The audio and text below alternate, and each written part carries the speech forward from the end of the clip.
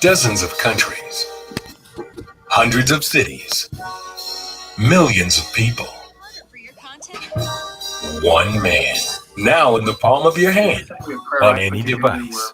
For over 60 years, the Honorable Minister Louis Farrakhan has dedicated his life to spreading the message of freedom, justice, and equality to people all over the world. Log in to NFA Studios and get unlimited access to a vast library of his life's work, plus never released lectures, interviews, and exclusive content. With new releases every week, NFA Studios is your one-stop destination for spiritual and mental upliftment. And now, introducing NFA Original Content, featuring shows such as Dinner with the Minister, How to Eat to Live Cooking Show, 40 Miles the Series. In this series, we're going to look at the history of the Nation of Islam, Food Nation, and much more. The wait is over. Welcome to the evolution. Welcome to NFA Studio.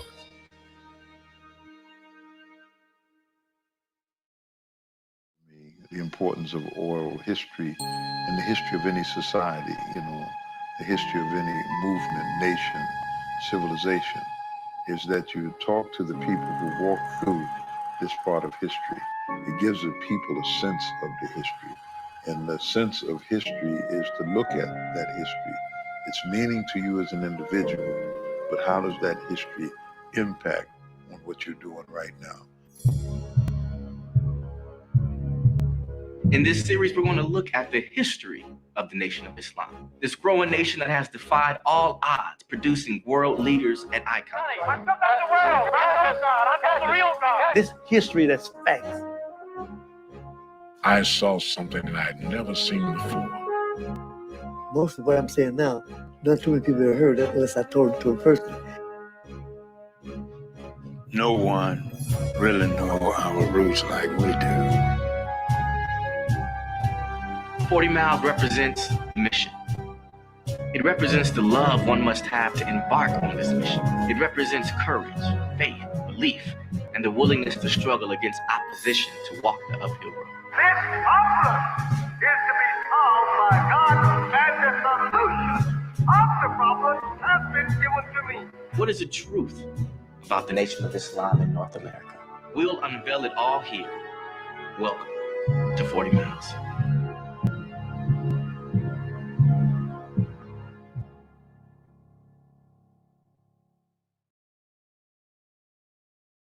Welcome to Food Nation. We're going to be traveling cities across the country, tasting the best of foods nationwide. The food is here!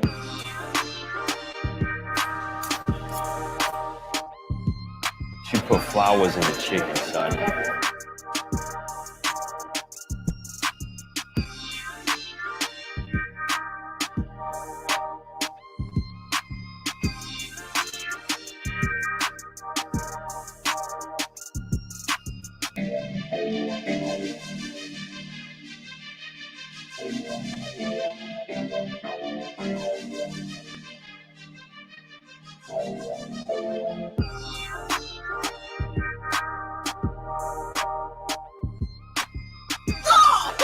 Let's go. Let's go. Let's get out of here, man.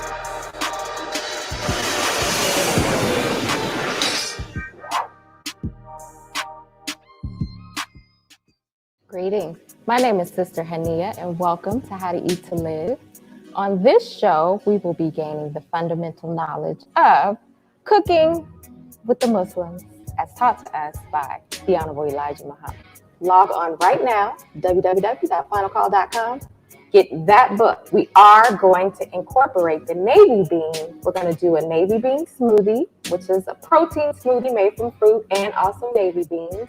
We're going to do a navy bean hummus, kind of a snack, little appetizer dessert. And then we're going to do some navy bean soup, which is the staple in every Muslim household.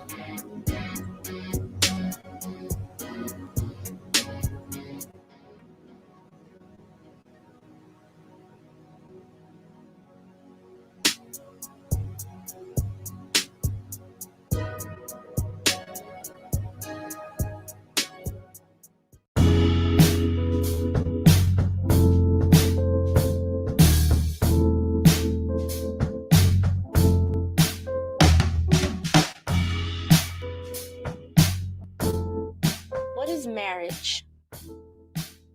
When we think of marriage, everyone has their own idea of what the ideal marriage looks like. A man and a woman and their children. You see the woman and she's so in love, and the man can't take his eyes off of her. So we know what it's supposed to look like on the outside, but there's a lot that goes into having the ideal relationship. Are we strong enough to go through the struggles to find love on the other side? Why even go into something knowing that you'll face difficulties? Since the beginning, there's always been a man and a woman.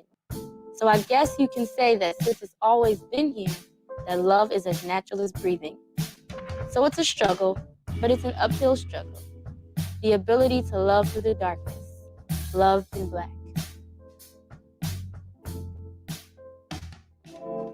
Well, getting married, according to what we have learned from the teachings of the Honorable Elijah Muhammad, as well as the scriptures of Bible and Holy Quran, marriage, Prophet Muhammad said, is one half of faith. So if faith is the spiritual journey that one goes from being what is called worthless water or sperm into a process of evolving to becoming a reflection of God. If marriage is half of faith, then marriage is half of that journey to become one with God, bearing witness to the Bible and that statement of Prophet Muhammad. The male and the female were created two twin halves of a single essence. Well, if man and woman was created in pairs, what would you call a person that only had one eye or one leg? They are called handicapped. So when a man is without a woman, he's handicapped. And when a woman is without a good man, she's handicapped. So getting married makes you a complete you. Okay, so where we were? How we met? We met in middle school. First time that I seen Aisha was at Savior's Day. We met at the gym. We first met when I was 15 years old and she was 13 years old. Do you want to tell the how we met story? Because we both tell it differently. I'll start.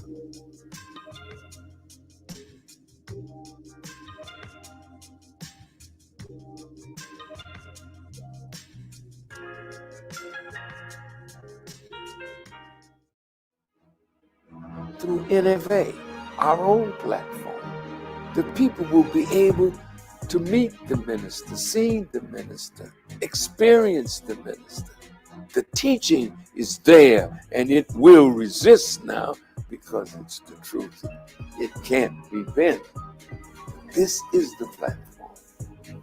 So may Allah bless NFA. May Allah bless all those who would work on behalf of the vision and let the vision continue to expand. Never fall again. Never fall again. America was not built on a firm foundation. The nation called America was doomed from its inception. How do you build a nation? Killing the native people. How do you build a nation? Bringing a whole people out of Africa to America to be made slaves. This is your foundation.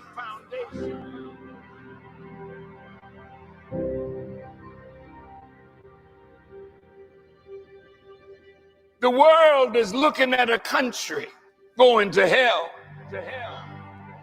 You are opting to be a part of that is unraveling right in front of your eyes. You see the country cascading downward. This is America. Why do you want to get into something that is coming to an end?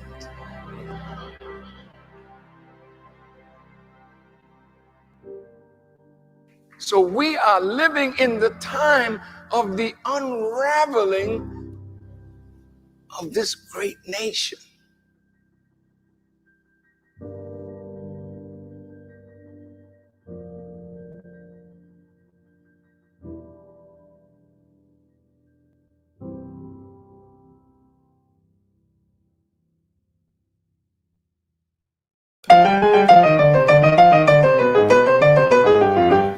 Welcome to the Foodie Spot. My name is Sister Carmela Muhammad, and we are a proud sponsor of Doing the Math with Dr. Wesley. I come to you in preparation for possible hard times. We've been told to store food in our home by the Honorable Minister Farrakhan, so you can also come to the Foodie Spot and get your navy bean soup, vegetable medley soup, and lentil bean soup, pressure cooked canned. In addition to that, I have dried navy beans. We also have frozen dinners prepared that you can actually store it in your freezer for those times. Pull them out, warm them up, cook them. We also have our natural antibiotic, which consists of fresh ginger root, turmeric root, garlic, and horseradish. We are also shipping our natural antibiotics in addition to our navy beans, red lentil, vegetable medley, and bean pies. For shipping, call 773-420-3948. Again, for shipping, call 773-420-3948. Thank you and enjoy the show.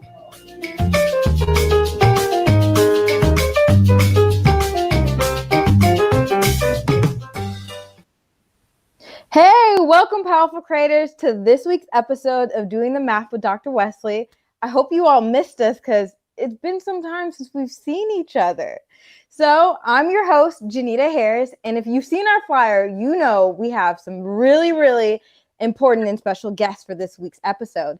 But my amazing co-host, Dr. Wesley, is going to have the honor this week to introduce them. Dr. Wesley? Assalamu alaikum. How are you, Sister Janita? I'm good. I'm excited. I'm nervous. There's so much to unpack tonight. This is a big show, so I was forced to go get the big hitters. This show. Yeah, you did. This is a boulder that I cannot push up a hill by myself. I needed to pull out the big guns. Mm-hmm. The Honorable Brother Minister Farrakhan tells us, don't exhaust your boulder in a situation worthy of a pebble, but this situation is worthy of the big guns. So I went and got the big guns today for this show, and I'm honored that they accepted our invitation because our guests today are colleagues of mine, but also friends of mine. And so I'm honored that they would accept their brother's invitation to help me and us unpack this thing, understanding Satan's rage against the Honorable Brother Minister Farrakhan. First, my brother, student minister Demetric Muhammad. This is a colleague of mine. Not only are we both student ministers of the Nation of Islam, and that in itself is a very peculiar fraternity, because unlike a minister of a church, we are ministers of Farrakhan. So we all struggle and strive and suffer the consequent anxiety of doing our ministry reflecting the standard, the Honorable Brother Minister Farrakhan. And I just happen to know that this is a brother whom the Honorable Brother Minister Farrakhan loves, greatly appreciates his representation. He is a colleague of mine on the Honorable Brother Minister Farrakhan's research team. In fact, if I'm not misremembering, Brother Demetric, we were plucked by the Honorable Brother Minister Farrakhan at the same time and on the same day and put on the research team. He's a great scholar. He's a tremendous asset, in my humble opinion, to the research team. And he's also an author, a multi-author, an author of several great works. His latest, which is a very important work. But didn't y'all kill Malcolm? The Honorable Brother Minister Farrakhan not only officially approved this history of Malcolm and the murder of Malcolm X, but as I understand it, the Honorable Brother Minister Farrakhan gave our brother guidance in the preparation of this work. What I would like to highlight here for this discussion, what is so, to me, special about this particular history of Malcolm and its relevance to our discussion today, this is the only history that, and the first history, that exposes the Jewish shadow that hovers over the murder of our brother. So I'm honored that one of the most qualified persons around, who happens to be a colleague of mine, Brother Student Minister Demetric, is joining us to push this boulder up the hill and let it roll down on the hedge. It should roll down. We want this thing rolling down on some heads. My other brother, colleague, and friend, also student minister, but he be tucking that. He be tucking that in. He has all these other accolades. Brother Abdul Arif Muhammad. He too is a colleague of mine and Brother Demetric's on the Honorable Brother Minister Farrakhan's research team. One of the senior members, in fact. He's a double colleague of mine, so I have the pleasure or the burden of double dipping with Brother Arif's presence because he's also my colleague on the Executive Council. And if you notice, well,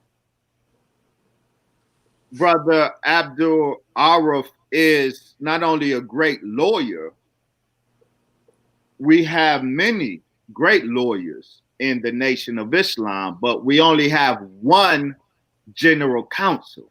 And if you don't know what general counsel means, that means he's our one national lawyer. This brother is the national lawyer for the Nation of Islam, and it was this brother, our general counsel, along with another great lawyer, Dr. Ava Muhammad, who the student national spokesperson of the Honorable Brother Minister Farrakhan. But it was these two who are the architects of the lawsuit that the Nation of Islam filed against the New York Post. What year was that, Brother Arif? 1994. 1994, when the New York Post attempted to slander.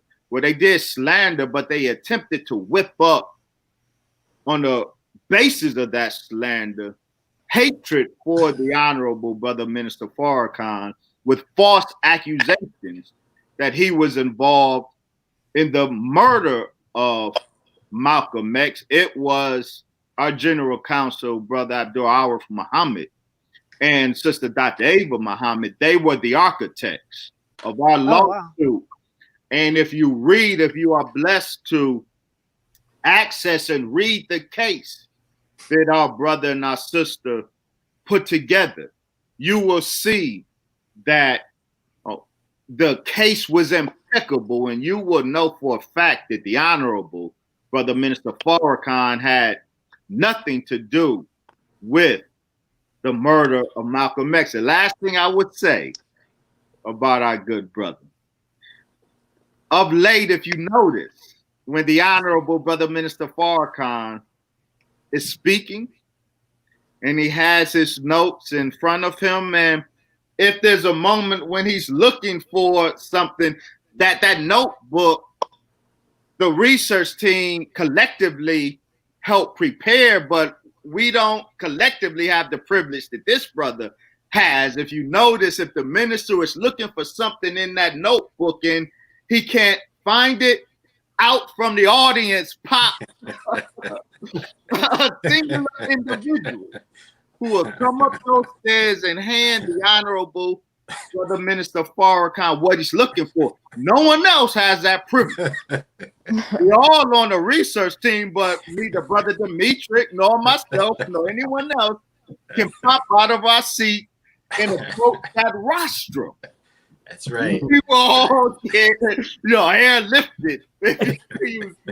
But the reason this brother has that privilege, he has 40 years, over 40 years in with the Honorable Brother Minister Farrakhan, and he has that level of trust and confidence of the Honorable Brother Minister Farrakhan. So I am grateful to be joined by these powerhouses. Yeah, impressive is an understatement. I am very honored and humbled to have you both here today, and I'm very excited as well as nervous for this conversation, something I do not take lightly and I take very serious. And so what has essentially led us to this conversation really is a series of current events, with starting, of course, with Deshaun Jackson, Nick Cannon, Ice Cube, and even Charlemagne the God, in which mainstream media has came into question their relationship with the Minister Louis Farrakhan, has charged them with claims of anti-Semitism, and it has led to Charlemagne talking about we need to move towards, instead of a council culture, but a council culture in which people would be getting counseled on their mistakes. And we see that's happening right now. It appears to be happening right now with Nick Cannon. And part of me is very excited. I always get excited to have such high level conversations, especially since they are necessary and it requires a lot of intentionality. But there is a fear that I have, but I realize it's actually not an isolated fear. It is a community collective fear in which it seems that we as Black people are not perhaps allowed to speak about Jewish people, question Jewish people, or perhaps even have a relationship with Minister Louis Farrakhan, regardless of how we choose to have a relationship if we are in the light. And as we're seeing right now with Nick Cannon, what he has built in 20 years has been taken away with him in a matter of a day. That's quite scary when you think about it. It's like, oh, so we, to go from being very confident in his statements, as well as some of the comments in the statements that Charlemagne the God has made, as well as Ice Cube and Deshaun Jackson, to completely retract. It's interesting, to say the least. Well, if I may, first of all praise is due to Allah. Thank you, Brother Dr. Wesley Muhammad, my brother, friend, and colleague, and Sister Janita, and Brother Demetric, an honor and privilege to be with you. I thank Allah for the Honorable Minister Louis Farrakhan and all that help. None of us who do this alone. I'm backed by a number of great attorneys throughout the Nation of Islam who are always at the ready to help. And they are, and we love them and thank Allah for them. Time won't permit me to run all of their names, but they are very, very valued persons who are there. I want to say on this issue, just as a point, the Honorable Minister Louis Farrakhan loves all of our people, and he's very well aware of the enemy and how the enemy seeks to divide. One thing that we must never do when we see our people standing up to make a stand, you know, it's almost like when you have a little baby who's trying to stand up. Sometimes he's a little wobbly and sometimes he may fall back down, but then he tries to get back up. It's unfair to abuse that child by making him or her to feel that they did something wrong. They made a step. So our brother Deshaun, our brother Nick Cannon, our brother Ice Cube, who really is strong and has been with this knowledge for some time, our brother Snoop Dogg, but then our brother Allen Iverson, our brother Shannon Sharp, all of these brothers, you know, are making a proud step to show their own God consciousness, and they know the truth of this man, the Honorable Minister Louis Farrakhan. So when we see the enemy attack them, number one is cowardly, because since the 80s, the Honorable Minister Louis Farrakhan has challenged these imposter Jews who claim that they are Jews and they are not. He's challenged them to come out for a showdown. In the 80s, it was called for, and he made it clear. My issue with the Jews has nothing to do with anti-Semitism. It's a theological dispute. We say that we are the children of Israel, the real ones, the real chosen of God, and you are not that, you're the false one. That is our position. And the Honorable Minister Louis Farrakhan has made this position known since at least 84. And they have been asked, these imposters, to come out and let's bring your scholars and we'll bring ours. And let us put it on the record and let us deal with the truth of it. But they will not do that with us because they know by God's grace we are armed with the truth. So what do? They go after our brothers who are just finding their legs and then attack them. What should we do? We should continue to encourage them to stand strong. We should not be harsh with them because none of us know what another person's reality is. And the one thing that I look at ultimately in all of this, I watch and I see them standing strong enough that they have not spoken against our beloved minister, the Honorable Minister Louis Farrakhan. So we'll be patient and continue to be supportive and helpful to them as they are getting their legs. That is my perspective on this situation. If I may offer in conjunction with that, great point. Charlemagne the God mentioned cancel culture. We in the Nation of Islam don't do cancel culture. That's right. Because the Honorable Brother Minister Farrakhan, if he did cancel culture, every one of us would be canceled. Absolutely. Every one of us have earned cancellation in this work. So we don't do cancel culture. As Brother General Counsel Arif points out, when our brother, for example, Nick Cannon, took his photo with the Honorable Brother Minister Farrakhan, we loved him then. When our brother Nick Cannon took his photo with Rabbi Abraham Cooper, we loved him then. I would offer that there is a middle ground between cancel culture and coddle culture. Cancel culture and coddle culture. We in the Nation of Islam, the Honorable Brother Minister Farrakhan teaches us to love all Black people. That's right. All of us are born in the sin and shaped in the iniquity of American white supremacy. So, for example, Allah has blessed us to expose the scientific roots of the Black homosexual phenomenon, for example. As Muslims, we take a firm, unapologetic stand against homosexuality.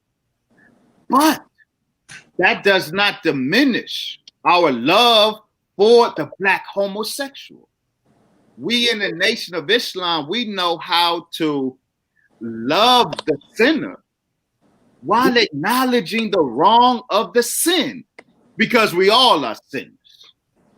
So none of us are in a position to be judgmental. So what do I mean when I say there's a middle ground between cancel culture and coddle culture?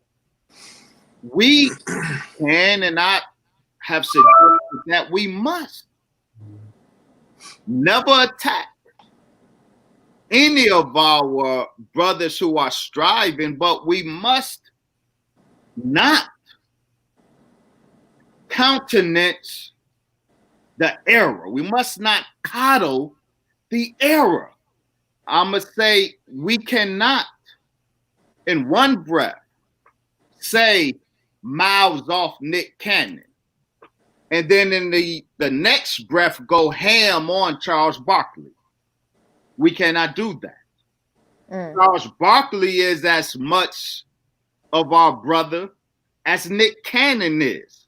But when we say hands off or mouths, because we do say hands off all of our people, but when we say mouths off Nick Cannon, but go ham on Charles Barkley, that suggests that we are speaking or motivated by principle. We are motivated by personality. So because we like Nick Cannon personally, mouths off Nick Cannon, but because we don't like Charles Barkley because he be cooning all of the time, then we can go ham on Charles Barkley. No, the position of the Nation of Islam is a position of principle. And there is integrity in our position. We condemn, we don't countenance or coddle or give license to switch on the Messiah in this hour. That is a cultural crime, to switch on the Messiah in this hour. And every one of us here can wake up tomorrow a hypocrite. Every one of us here can be a switch tomorrow. So I don't say that from a high post because, as I said in my talk, switching in the agony of Gethsemane, every male around Farrakhan, we have to resist the prophecy that we will switch on him. So switching, we shouldn't take the judgmental position, and we should not participate or contribute to any ill that will come to any of our family. We love them all, but we take a strong principled position on switching, just like, and I close on this point, just like we did. We at the Executive Council, see, in March 2018, when Friends of Farrakhan, the Representative Danny Davis and Gregory Meeks and Barbara Lee, they switched up on the Honorable Brother Minister Farrakhan. We did not attack their person because we don't do that. But the Executive Council issued an open letter expressing our disappointment at their switching on Farrakhan. So it is appropriate to acknowledge the wrong and the sin while still showing the necessary love and support for the sinner, because we all are sinners up in here. I wanted to add to both of my brothers' very brilliant comments, the importance of understanding the historical context, pardon me, the historical context of what has taken place with all of our prominent brothers and sisters.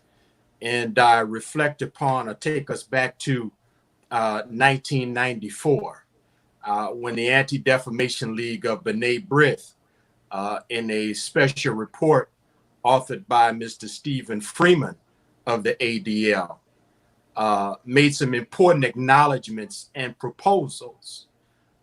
In this report entitled Mainstreaming Anti-Semitism, the Legitimation of Louis Farrakhan, Mr. Freeman initially acknowledges that with the myriad of social ills that the Black community faces, from mass incarceration, rising HIV rates, the wealth gap that's widening between the Black and the white community, Mr. Freeman of the ADL acknowledged that it was the Nation of Islam under the Honorable Minister Louis Farrakhan that fills the void in the Black community.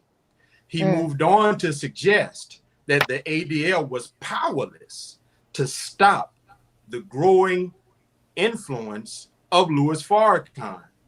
And he said to his colleagues and compatriots, what our strategy has to do or has to become is that we must place an obligation on all who use their celebrity status or use their platform to help the Honorable Minister Louis Farrakhan spread his message. So in reality, what has happened to Brother Nick Cannon, Deshaun Jackson, all of this was planned back in 1994. Now, again, with the history, the Honorable Minister Louis Farrakhan, by Allah's grace and mercy, he moved on from that period to call 1 million Black men to Washington, D.C. Nearly 2 million showed up. And in the immediate aftermath of that, the media changed its policy with regard to the Honorable Minister Louis Farrakhan. In the build-up to the Million Man March, the media coverage of Minister Farrakhan was negative, negative, negative. But the success of the Million Man March proved what has become a maxim or a parable or a moral story in the Nation of Islam regarding a donkey that fell in the ditch. The Honorable Elijah Muhammad told Minister Farrakhan, once upon a time, brother, a donkey fell in a ditch and people came by throwing stones at the donkey. And they threw so many stones that it filled up the ditch that the donkey could walk out of the ditch.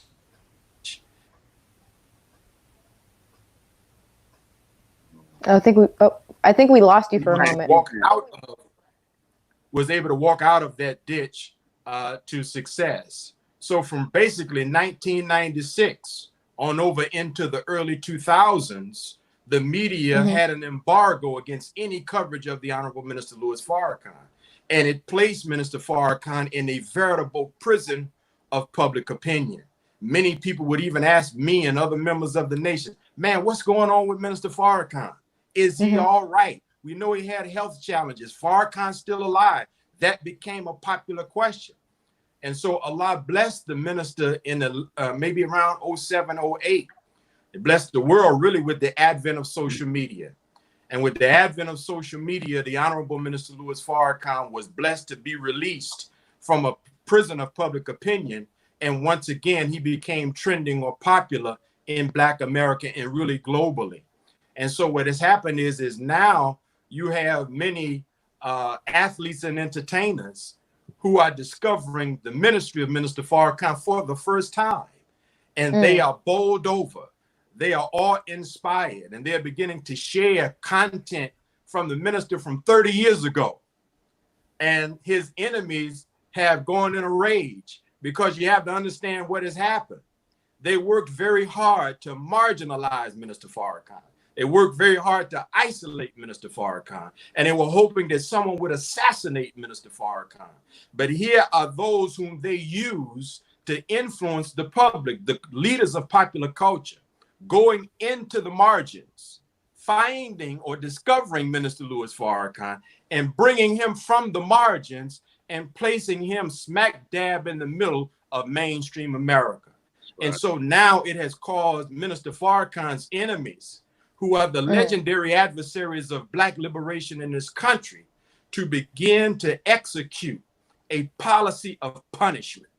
Nick Cannon, Deshaun Jackson, and all of our popular brothers and sisters are being punished because they have, quote unquote, added to the legitimation of Minister Louis Farrakhan. And so it helps our people that we need to understand there's a historical context that frames what's taking place. And you'll find that as we get into this charge of anti-Semitism, you'll find, Sister Janita, that, you know, all of our great ones that we love, respect, and admire have had to carry that burden. It's almost like having a scarlet letter A embroidered on your garment. Some of us read that book when we were in grade school. I read that book. Folk back in the day, right? They made the woman put a scarlet letter A on her garment because she had become pregnant out of wedlock. And so the townsfolk, in order to humiliate her and to insult her and to cause decent people not to want to have anything to do with her, they made her carry the burden of public ridicule. And that is what these groups like the Anti-Defamation League, the Southern Poverty Law Center, and the Simon Wiesenthal Center, who actually had the nerve to think that they could educate our brother. But of course, we understand they would never share with him their own evil misdeeds that have taken place in the Black community that extend all the way up to espionage against our leaders, which the Anti-Defamation League is guilty of. So we have to understand that there's a historical context. And as the Honorable Elijah Muhammad taught us, history is best qualified to reward our research. So as we go on in the conversation, these historical elements, which are critical moments in the rebuilding of the Nation of Islam, I hope that we can introduce, because many of our people are oblivious to them. Let me say this, that's extremely important. And Brother Demetric, as is his scholarly way, mentions the penalizing of Black people. The Jewish penalizing of Black people. There's two frameworks to describe it. And regarding Gentiles, when Gentiles do it, they called it during slavery buck breaking.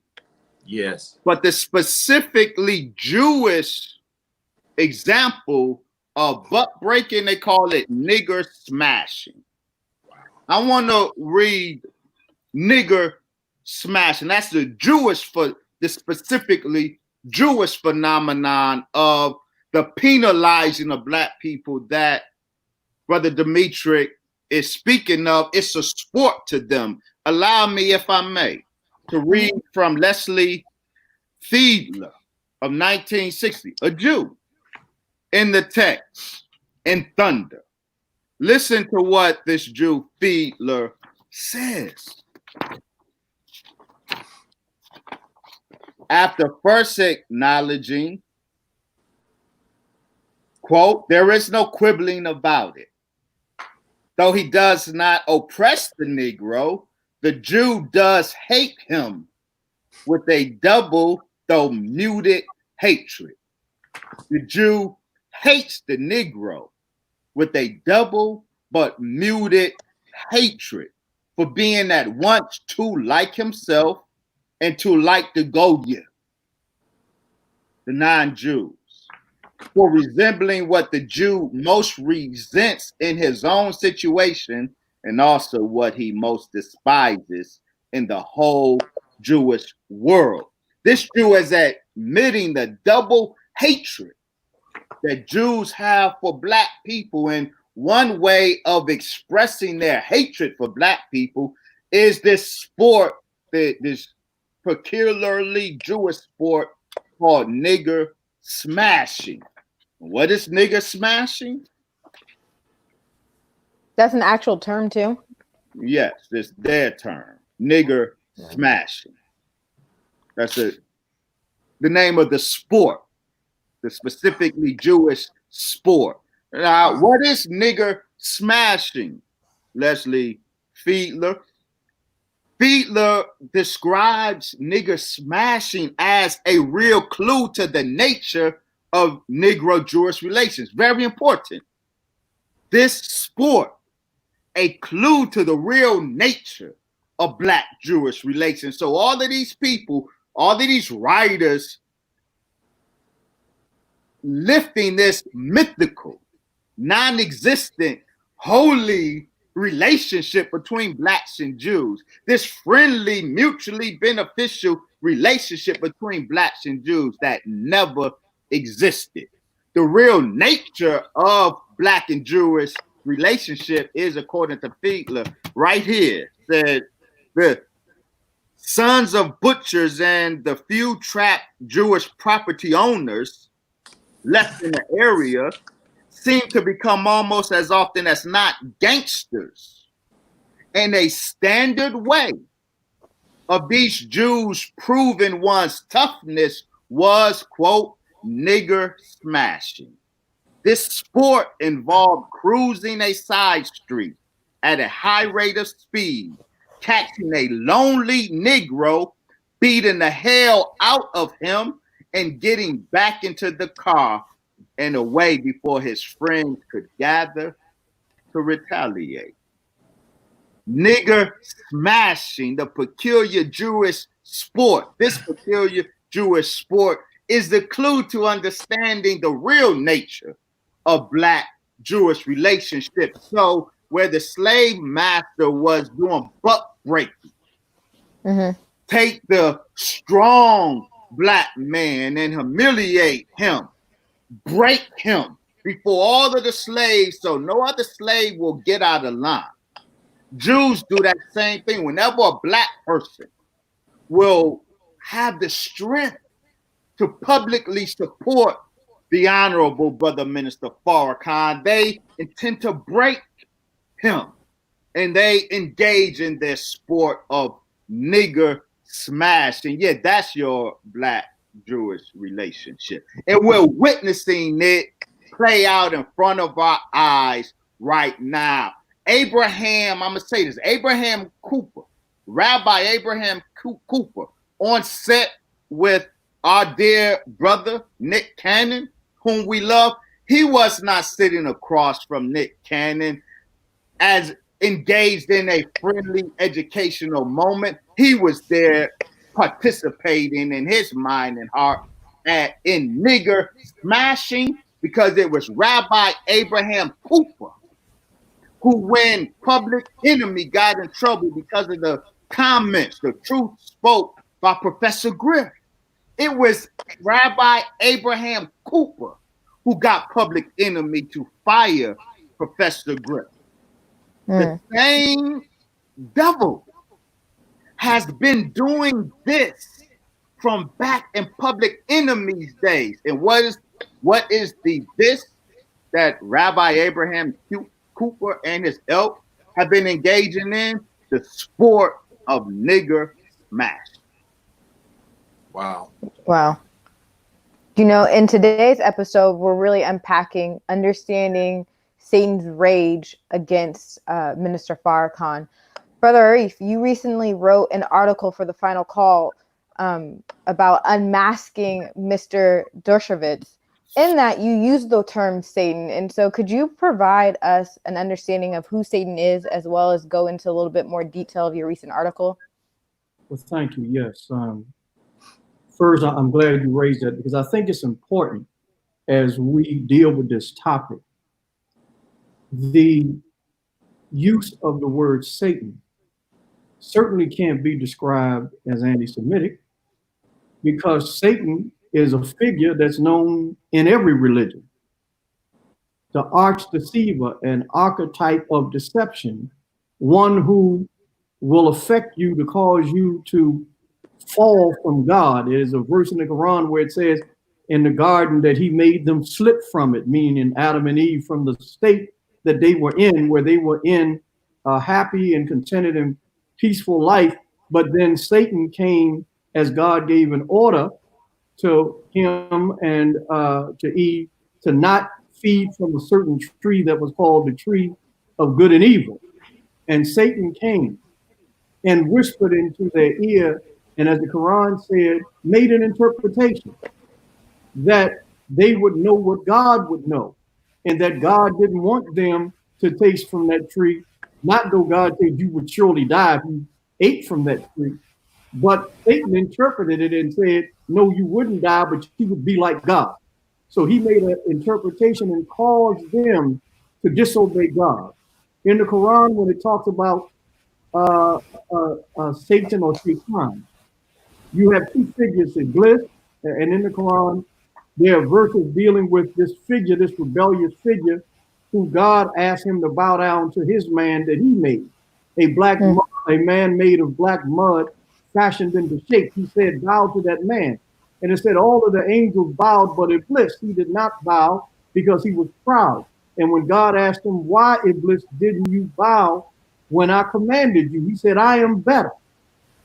See, that is the spirit of Iblis. I am better. I am made of fire and he is made of dust. And in the Quran, what it says is Iblis is one whose evil is limited to himself.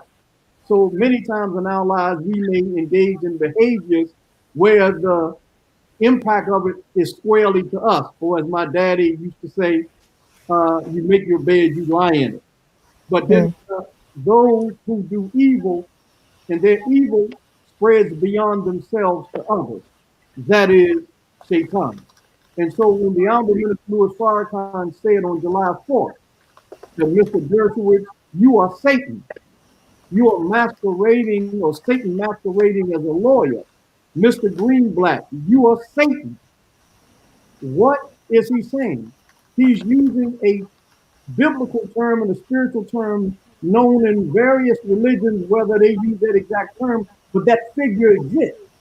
If you are anyone who believes in any religion, the whole prime of the religion is God and Satan, that there's a God, a supreme being, and then there's one who rebels, who challenges God, that he would find those who would follow him to be disobedient, but God warns Satan that I will fill hell with you all and all of those that follow you. But the key of Satan, he fears exposure.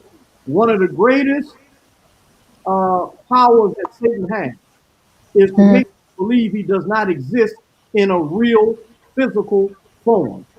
So as I teach on my favorite movie, The Devil's Advocate, with Keanu Reeves and Al Pacino, and his father, Al Pacino, was Satan. He said that was the greatest trick of all to make people believe that Satan isn't real. And so when the Honorable Minister Louis Farrakhan on July 4th did what it says in 2 Thessalonians, and that day shall not come, except there be a falling away first, and the man of sin be revealed, the son of perdition, and he called out the impostor Jews. He said, I will not give you the honor of even being called a Jew. You are so called. And then later he said, an impostor Jew. We have to understand, this is the same discussion that Jesus had in the Bible. Read Matthew, Mark, Luke, and John. It's the same conversation Jesus had with the Sanhedrin, with the Pharisees in the Bible, because they claimed to be of Abraham, but as Jesus told them, if you were of the seed of Abraham, you would love me, you would do the works of Abraham. And so this discussion is in John, the 8th chapter, going from about the 32nd verse to the 44th. Read it. It is that same thing that is going on, because all that you read there, it was prophecy, it was not history. So the Honorable Minister Louis Farrakhan taught in 2018 that he said Satan's greatest deception is to have you think about Jesus in the past, not thinking that Jesus in the fullness of time would come. So Jesus said, I go away. He said, but then another one would come. And so today now we're living in scripture. If we don't believe in God, if we don't believe in the scripture, true writing, whether it's Bible, Quran, or whatever text we read, then we have no basis of understanding anything in this world if we don't understand it from that vantage point. So Satan here is referring to one who is evil and who does evil, and his evil is not confined to others. And that Satan is that prime figure. He's the arch deceiver. He's the enemy of God. And that is what the minister is referring to. And that's who he is uncovering, the real Satan among us. And that is why they are now enraged. So the Quran says that they bite their fingertips in rage against you, meaning Jesus, meaning the prophet, in this case, meaning the Honorable Minister Louis Farrakhan. But the Quran answers back, well then, die in your rage. Thank you. I would like to add to that, Sister Janita, something that I think supports what Brother Arif was sharing. You know, when we begin to talk about Satan, of course, that's a religious term, and a lot of people, you know, have kind of walked away from religion. But those who are religious people, especially the Abrahamic religions, are familiar with the biblical scriptures, and some are familiar with the Islamic scriptures. And in the Black community, by and large, most of our people would self-identify as Christians. And the primary Christian text is the New Testament. Even though the Old Testament is there, most of us, if we grew up Baptist, Methodist, AME, CME, you know, the New Testament was our book. Matter of fact, I remember being a small child, and before we were ever even given a full copy of the Bible, we were given the little Gideon small pocket version of the New Testament. And I think it might surprise many in the Black community to learn that this charge of being an anti-Semite that is falsely charged against the Honorable Minister Louis Farrakhan is also charged against the New Testament. In fact, you can go on right now to the Jewish Virtual Library and see authors who have published essays there that the Jewish Virtual Library has published. They claim that the most anti-Semitic of all texts is the New Testament. And they literally blame the New Testament for being the ideological seedbed for that which ultimately produced the Holocaust in Germany. Now, what's intriguing about that and how it ties into your question is that the New Testament closes with the book of Revelation. And in the book of Revelation, there are two powerful references in Revelations 2:9 and Revelations 3:9 to the synagogue of Satan. It didn't say the masjid of Satan. It didn't say the church of Satan. It didn't say the temple of Satan. You can't get around It didn't say that. the trap house of Satan. It didn't say the restaurant of Satan. It said the synagogue of Satan. And so we should understand, our people should understand that, you know, again, as the minister stated, these are theological arguments. So powerful and erudite rabbis want to engage with our brothers whose skill set, at least at this point, is in the field of entertainment. Yet the Honorable Minister Louis Farrakhan has said, don't go and talk to our brothers who are basketball players and football players and entertainers. Come and deal with the Nation of Islam. Right. Come and sit across from Dr. Wesley Muhammad and Brother Arif and Brother Demetric, and we will present before the world in front of your eyes the foundational research that Minister Farrakhan's bold claims are resting upon. It first rests upon the revelation of God to the most honorable Elijah Muhammad. But we have a saying that research follows and supports revelation. Right. And so Minister Farrakhan, they want to present him as a blowhard, as someone that just make wild-eyed claims and doesn't have anything to support what he's saying. And so if you'll notice, they have resorted to just name calling. At no point have they went about a deconstruction of the minister's arguments. At no point have they went about an interrogation of the sources that Minister Farrakhan's information comes from. So these are satanic practices because, again, in that same book of Revelation, it says that Satan had become a great dragon and he had deceived the whole world. And so through hiding truth and hiding the fact-based evidence that Minister Farrakhan's charges against Jewish misconduct in the Black community rests upon, they are engaged in the satanic practice of deceiving the whole world. You see why I wanted these two powerhouses with us? Yeah, I did.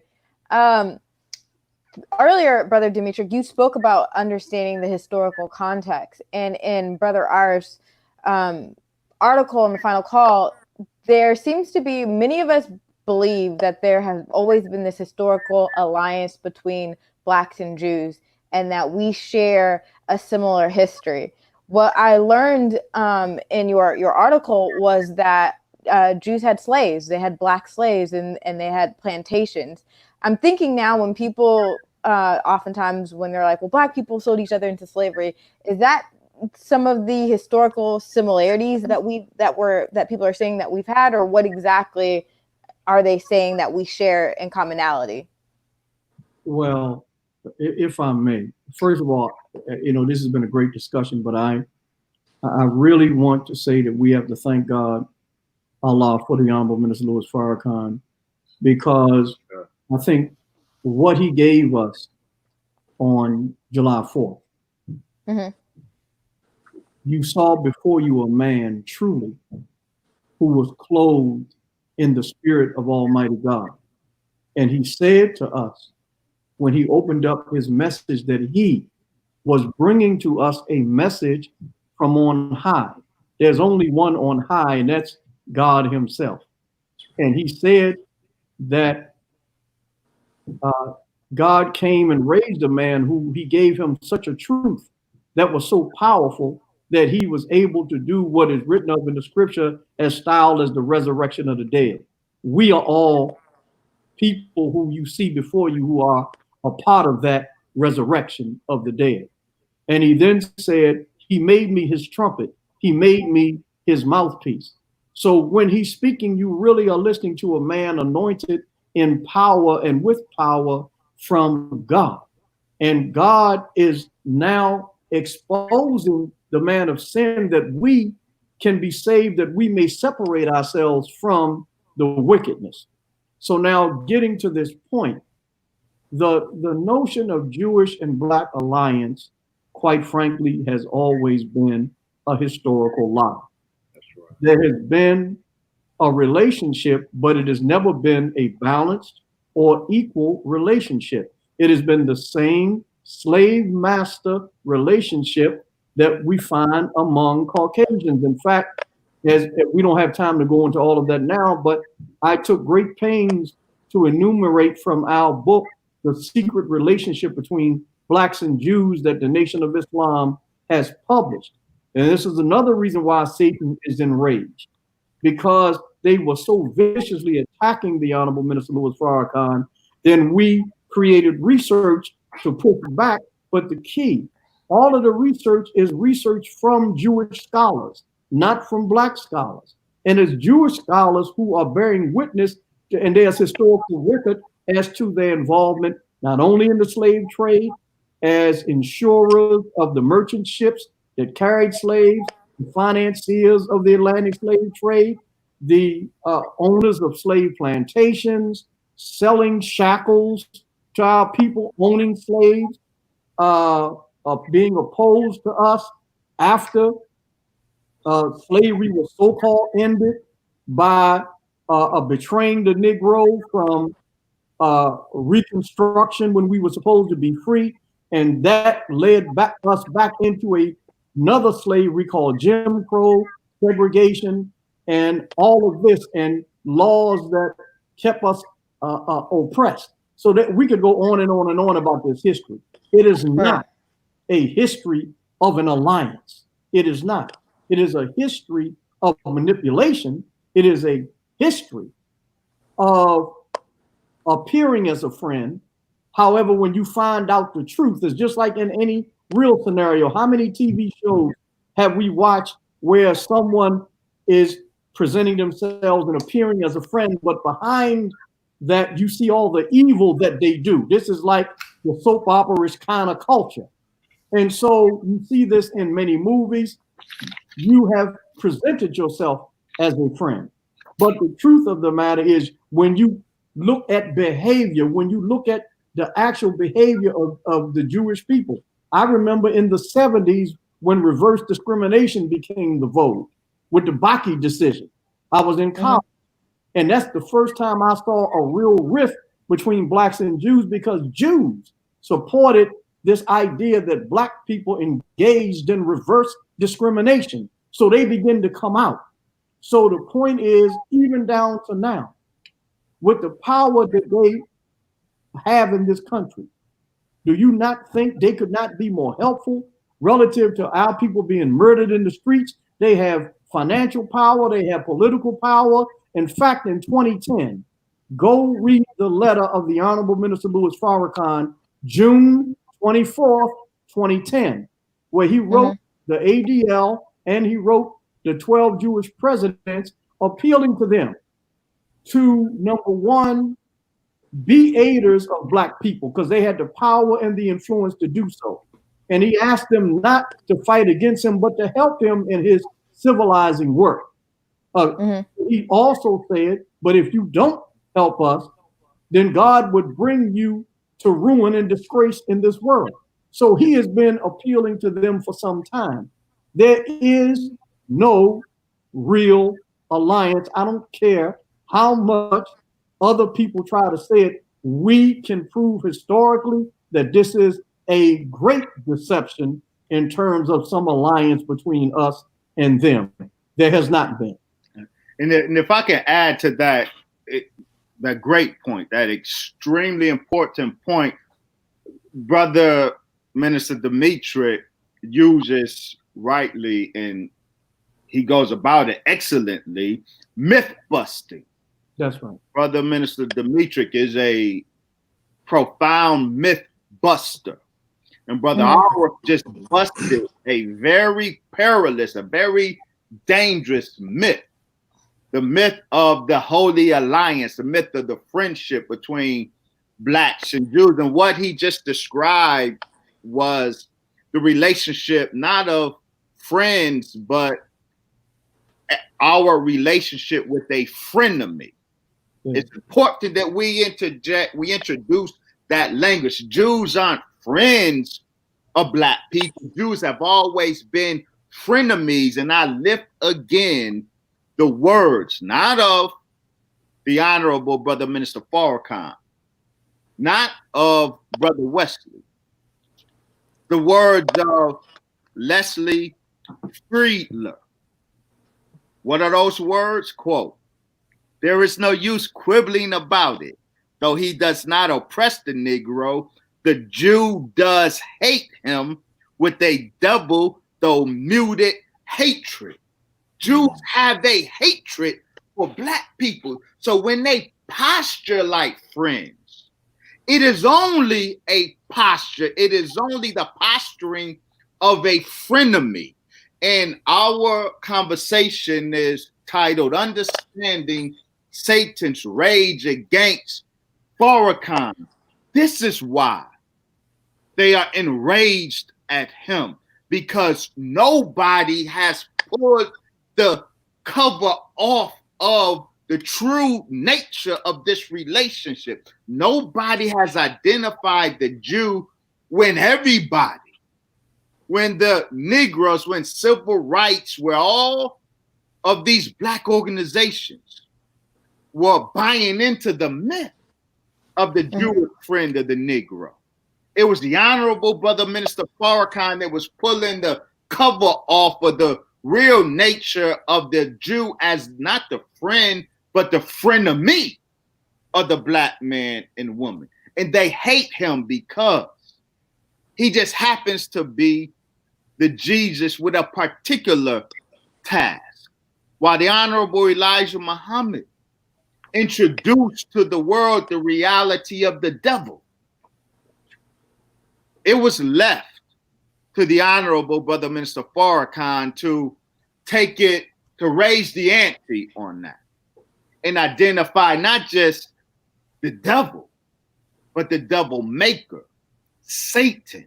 And because the imposter Jew, they are experts at playing the victim. They are the most skilled victim gamers of anybody on the planet. They are small in number, so people, it's easy to buy into the myth of Jewish victimization. They physically are small of frame and unassuming, so you are disarmed in the presence of the imposter Jew. You are, and then they play the role of victim so proficiently, it's hard not to sympathize with them, but they are Satan. They are the ones who convinced the world that Satan don't exist because it was them. And it is Farrakhan who is exposing them for who they are. And this is why they are enraged at the Honorable Brother Minister Farrakhan. Well, speaking of the civil rights movement, and how do we make sense of the civil rights movement as well as the NAACP and Black Lives Matter? You know, there have been many Jews who have financed our quote unquote empowerment and have died in the process of doing that. Brother Demetric, can you give some context to that then? Very excellent question, Sister Janita.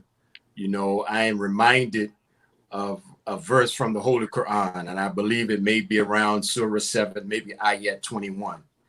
And it says something to this effect, as I paraphrase, and Satan will swear to be a sincere advisor.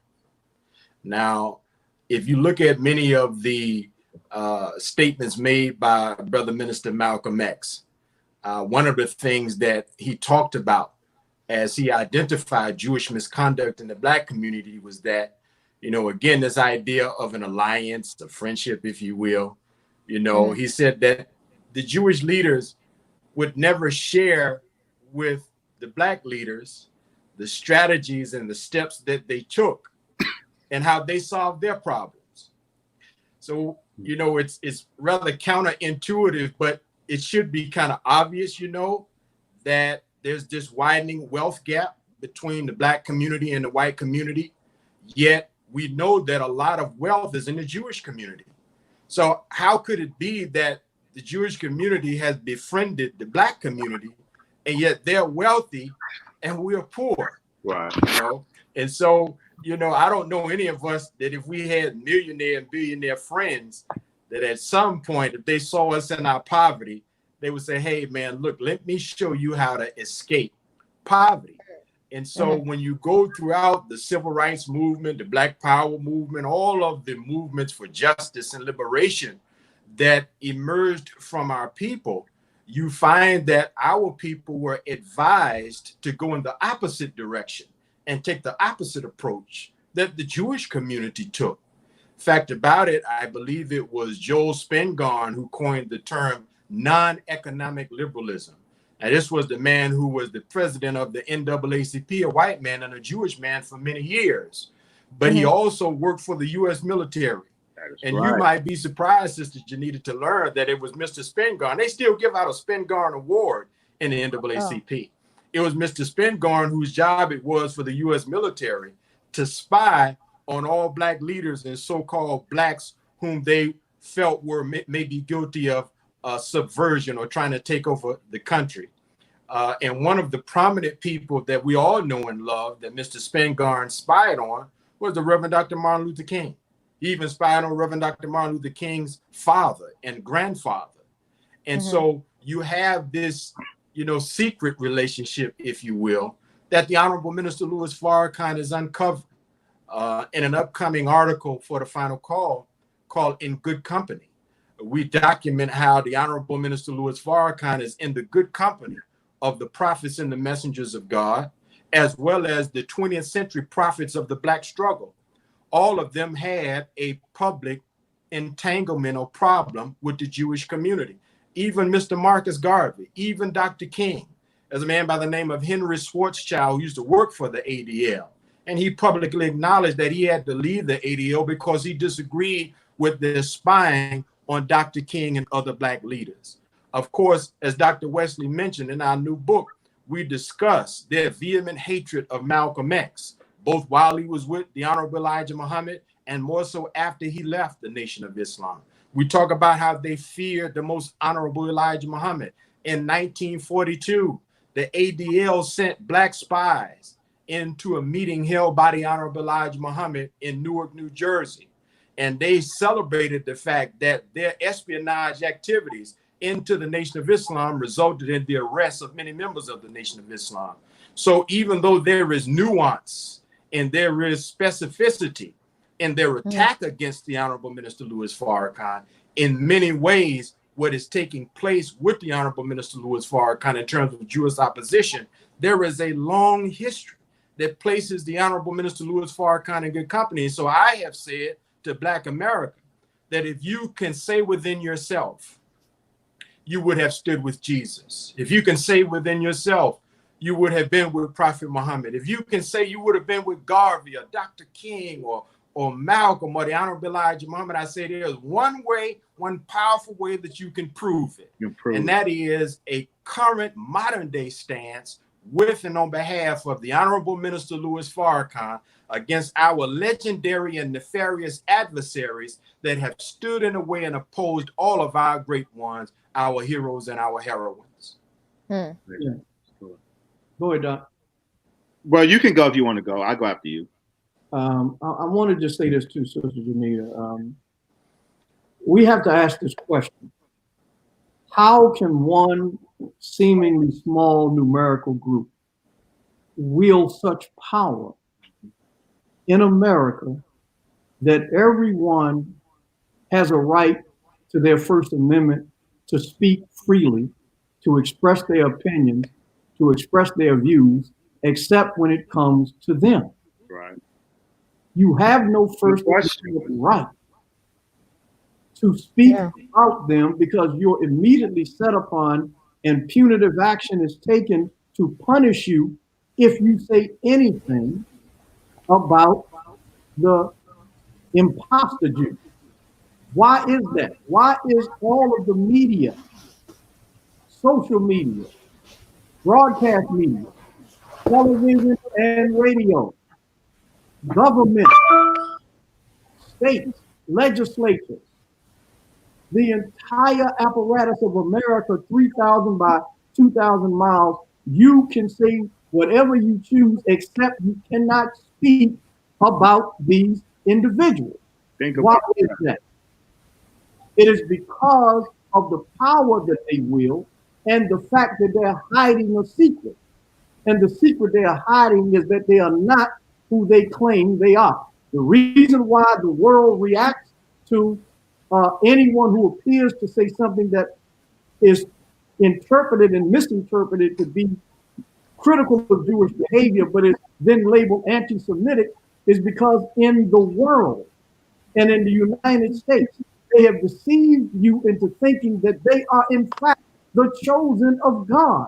That is what gives them the traction to do what they do, and all have been brought into believing that idea. So when a man like the Honorable Minister Louis Farrakhan stands up and says, and he's been saying it since the 80s, you are not the chosen of God. It is Black people that are the true children of Israel. We are God's chosen to bring in his kingdom, and you are an imposter. In fact about it, that's written in the Bible in the story of Jacob, when he wrestles with God, and they say he wrestled to a standstill, but he became Israel because he usurped someone else's place.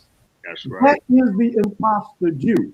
So the secret that is being hidden, that they cannot stand, it's like being a vampire who gets hit with holy water, and he begins to evaporate, as the scriptures say, and lo, we hurl truth against falsehood till we knock out its brain. So when you put light on the vampire, he disintegrates.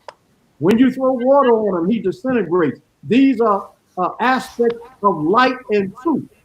And so this is why they hate a man like the Honorable Minister Louis Farrakhan, because it said in our book, Jesus, in the Message to the Black Man, the Honorable Elijah Muhammad writes, Jesus was 2,000 years too soon to end the civilization of the Jews, meaning these imposters who have taken the place of the original Black man and woman. And so you have to understand this. This is very serious.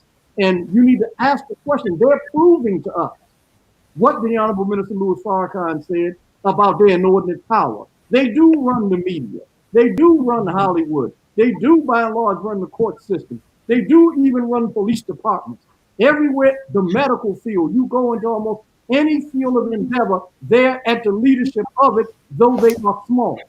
So they're now proving their power in what the Honorable Minister Louis Farrakhan said, so that now anyone, their rage is such that anyone that they think is going to speak favorably, they have to now punish them because of the fear of the people's knowledge about who they are and the truth of who we are. Praise belongs to Allah. That's powerful. If I may, Sister Janita, you asked a very important question.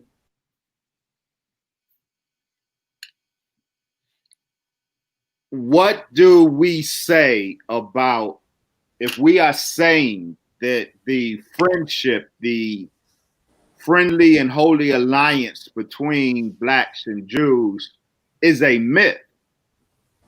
What say us regarding the Jewish involvement with the NAACP, Jewish involvement with Black Lives Matter are the two that you pointed out greatly. That seems to negate our point. That seems to be examples of benevolent Jews and authentic Black beneficiaries of these benevolent Jews. But as Brother Demetric very critically pointed out regarding the NAACP, the Black-Jewish relationship as personified by the Spin Guards and the NAACP exemplifies the whole relationship between Blacks and Jews. It's the perfect example of the true nature of the alliance between Blacks and Jews. The Spin Guards who feigned friendship with the Negro, the first president of the NAACP. To this day, the NAACP gives out a Spin Guard award, but the whole time, those Jews were military spies against Black people.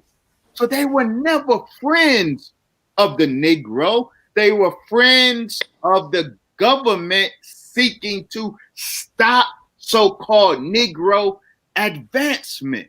That's a very critical point. You mentioned Black Lives Matter. George Soros, the Jew, funds Black Lives Matter. Well, Brother Dr. Wesley, isn't that a good thing? Isn't Jewish benevolence and Negro benefit? Well, yeah, in a very frenemy context, Black Lives Matter, we support the principle, but organizationally, George Soros is funding. On the one hand, he's funding the legalization of weaponized weed in America to feminize Black men, and he's funding Black Lives Matter, whose platform is very anti-Black male, who envisioned George Soros is funding a vision of a Black community, at the center of which is a Black family unit that has no space for the Black father. No, these are not friends of Black people. They are frenemies. See, that's the difference between an enemy and a frenemy. A frenemy is an enemy that postures as a friend. What you have recounted, what the Negro apologists for Jews recount, is not Jewish beneficence towards Black people. It's Jewish posturing as friends to achieve their goals. Now, I will close on this point. Charlemagne got in trouble because he spoke a truth, he said, you know, what happened to Brother Nick Cannon is evidence of Jewish power, right? And he got counseled by his Jewish friend.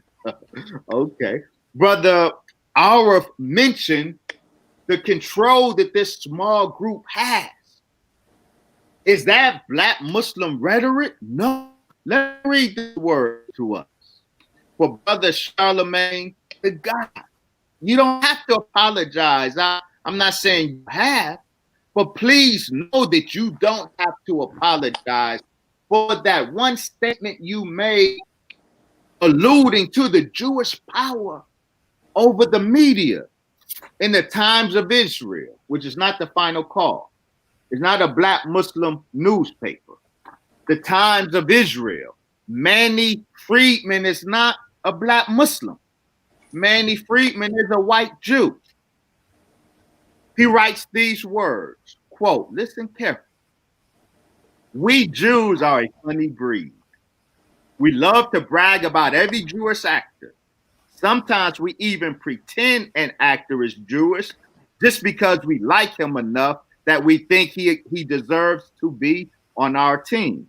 We brag about Jewish authors, Jewish politicians, Jewish directors. Every time someone mentions any movie or book or piece of art, we inevitably say something like, quote, did you know that he was Jewish? That's just how we roll, Manny Friedman says. He goes on. We're a driven group. This is a Jew. We Jews, we are a driven group. And not just in regards to the art world. We have, for example, AIPAC, which was essentially constructed just to drive agenda in Washington, D.C. And it succeeds admirably. And we brag about it. Again, it's just what we do. But the funny part is when any anti-Semite or anti-Israel person starts to spout stuff like the Jews control the media and the Jews control Washington, suddenly we're up in arms. We create huge campaigns to take these people down. We do that. We do what we can to put them out of work. We publish articles. We've created entire organizations that exist just to tell everyone that Jews don't control nothing. No, we don't control the media. We don't have any more sway in DC than anyone else. No, no, no, we swear. We're just like everybody else. Does anyone else see the irony of this? He asks. He says, let's be honest with ourselves here, fellow Jews. We do control the media. We've got so many dudes in the executive offices and all the big movie production companies, it's almost obscene. But that's not all. We also control the ads that go on those TV shows. And he says, not close. The truth is the anti-Semites got it right. The Jews do control the media. The Jews do control the political agenda in Washington, D.C. So no one has, if Manny Friedman does not have to apologize for acknowledging Jews control Hollywood, if Joel Stein, writing in the Los Angeles Times, says these words, I've never been so upset by a poll in my life. Only 22% of Americans now believe that the movie and television industries are pretty much run by Jews, down from nearly 50% in 1964. The Anti-Defamation League, the ADL, which released the poll results last month, sees in these numbers a victory against stereotyping. Actually, it just shows how dumb America has gotten. Jews totally run Hollywood. Now, if this Jew doesn't have to apologize, if this Jew doesn't have to apologize, no black person should be made or be approached, because you can't be made. No black person should be approached to apologize for speaking the exact same truth that Jews themselves acknowledge. I think there's a lot of genuine confusion among many of us in the Black community about what is anti-Semitism.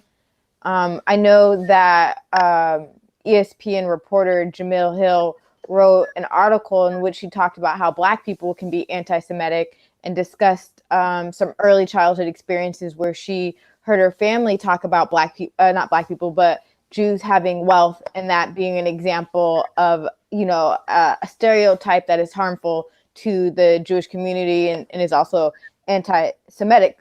So it's interesting to hear, the Jewish scholars talk about this, and then it's not a larger conversation. So I do think so there's many of us don't have the information, and we don't even know what a Jew is. I don't really know what a Jew is. Well, I would say this, my dear sister. I think I said it earlier. What we call the Jew, or what the Honorable Minister Louis Farrakhan has revealed as the imposter Jew, they have posed themselves to be the ones God chose as his chosen people. Black people, being some of the most spiritual and religious, have bought that hook, line, and sinker. Is not only have we been trained into a sick way of believing that the white man was God, but now we know better from the teachings of the Most Honorable Elijah Muhammad that he is not God. And from what the Honorable Minister Louis Farrakhan's work has been over 43 years, our work is primarily getting Black people to know who they are. The teachings of the Honorable Elijah Muhammad came to represent to us the knowledge of God, the knowledge of self, and the knowledge of other than self, or the opponent of God, which is Satan. These are questions of identity. We don't live in a world of ether. We live in a real physical world where the energy of life pulsates through us. And so if God, as has been taught, has come and is a real human being, he's called the supreme of beings, then his adversary also has to be so. You can't talk and walk unless you have vocal cords to speak with and legs to walk on. And so what I'm saying to us, and this is why it's important, and I stop here on this point, we really have to take account of what happened on July 4th. God presented his anointed servant that the world has been waiting for. Listen, in the midst of the coronavirus, the world was in a state of confusion as to why was this happening? Why was this pandemic facing and attacking the world? And how did America, the biggest, greatest, strongest military power in the world, who could order all other countries around, becomes the epicenter of the coronavirus? Because God has his hand of judgment against America. He said she would be first on his list. Now, he stood his man before the world, the Honorable Minister Louis Farrakhan. There's no one else that I'm aware of that gave an answer as to why this coronavirus pandemic is afoot. That is He right. told us that this is a pestilence from heaven, from God, because man's iniquity had become such that God had to now chastise and bring judgment down, hoping man will submit. That's why he said, you're not going to be able to stop this unless you bow down to God, unless you submit to God. What other person do you know in the United States or anywhere around the world who had such message in their mouth to explain why this pandemic exists? He mentions to us that we must now bow down to God. He then told us as a people that we will not take the vaccine that they are going to try and produce, because we believe and we have the evidence and proof of history behind us. As he said, we cannot trust you white folks anymore. Right. You have killed us with biological agents. You have poisoned us. You are on a campaign to call the population to kill 2 to 3 billion. So we're not going to take your vaccine. This is why Mr. Dershowitz's article was dangerous, because he was trying to create a case against the Honorable Minister Louis Farrakhan by calling him anti-American. In the Bible, it's called sedition. That's right. He tried to paint the minister as someone whose words create violence, to bring the government on him. This is written of in the scriptures. So I ask us to really pay attention to a man who stood before the world. He talked to Mecca and said Mecca has to come back to the way of God. He talked to the Pope of Rome. He talked to nations, the China and America and Israel. What man do you know that has stood before the world in the garden, in the Bible called the Garden of Gethsemane, and preached to the world from God a message to the world? We are going to have to come to grips with who this man is, and that we may be saved, and that the truth that he speaks is not anti-Semitic, is not anti-anything. He loves humanity, in fact. Right. And as he said to Jews, he said, I'm not against you.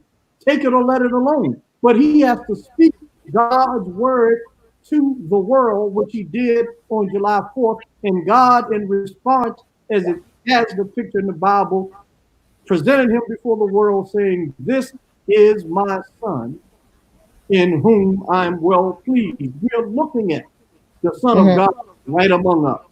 And so I don't want us to overlook that as we're having this discussion about other topics, but this is very, very, very, very big. And under all of it is the exposure of the enemy of God, the imposter Jews, and this is why they are enraged. Thank you. Absolutely. Yeah. My mind's wrapping around. I'm like speechless right now. There's so you fell out. Did you want? I was hoping you too would offer. Yes. Contribution to Sister Janita's very important fundamental question: what is a Jew? Yes, I wanted to respond to that, and I wanted to add to this idea of Jewish power. There's a phrase that circulates in the modern era of the wisdom of the crowd.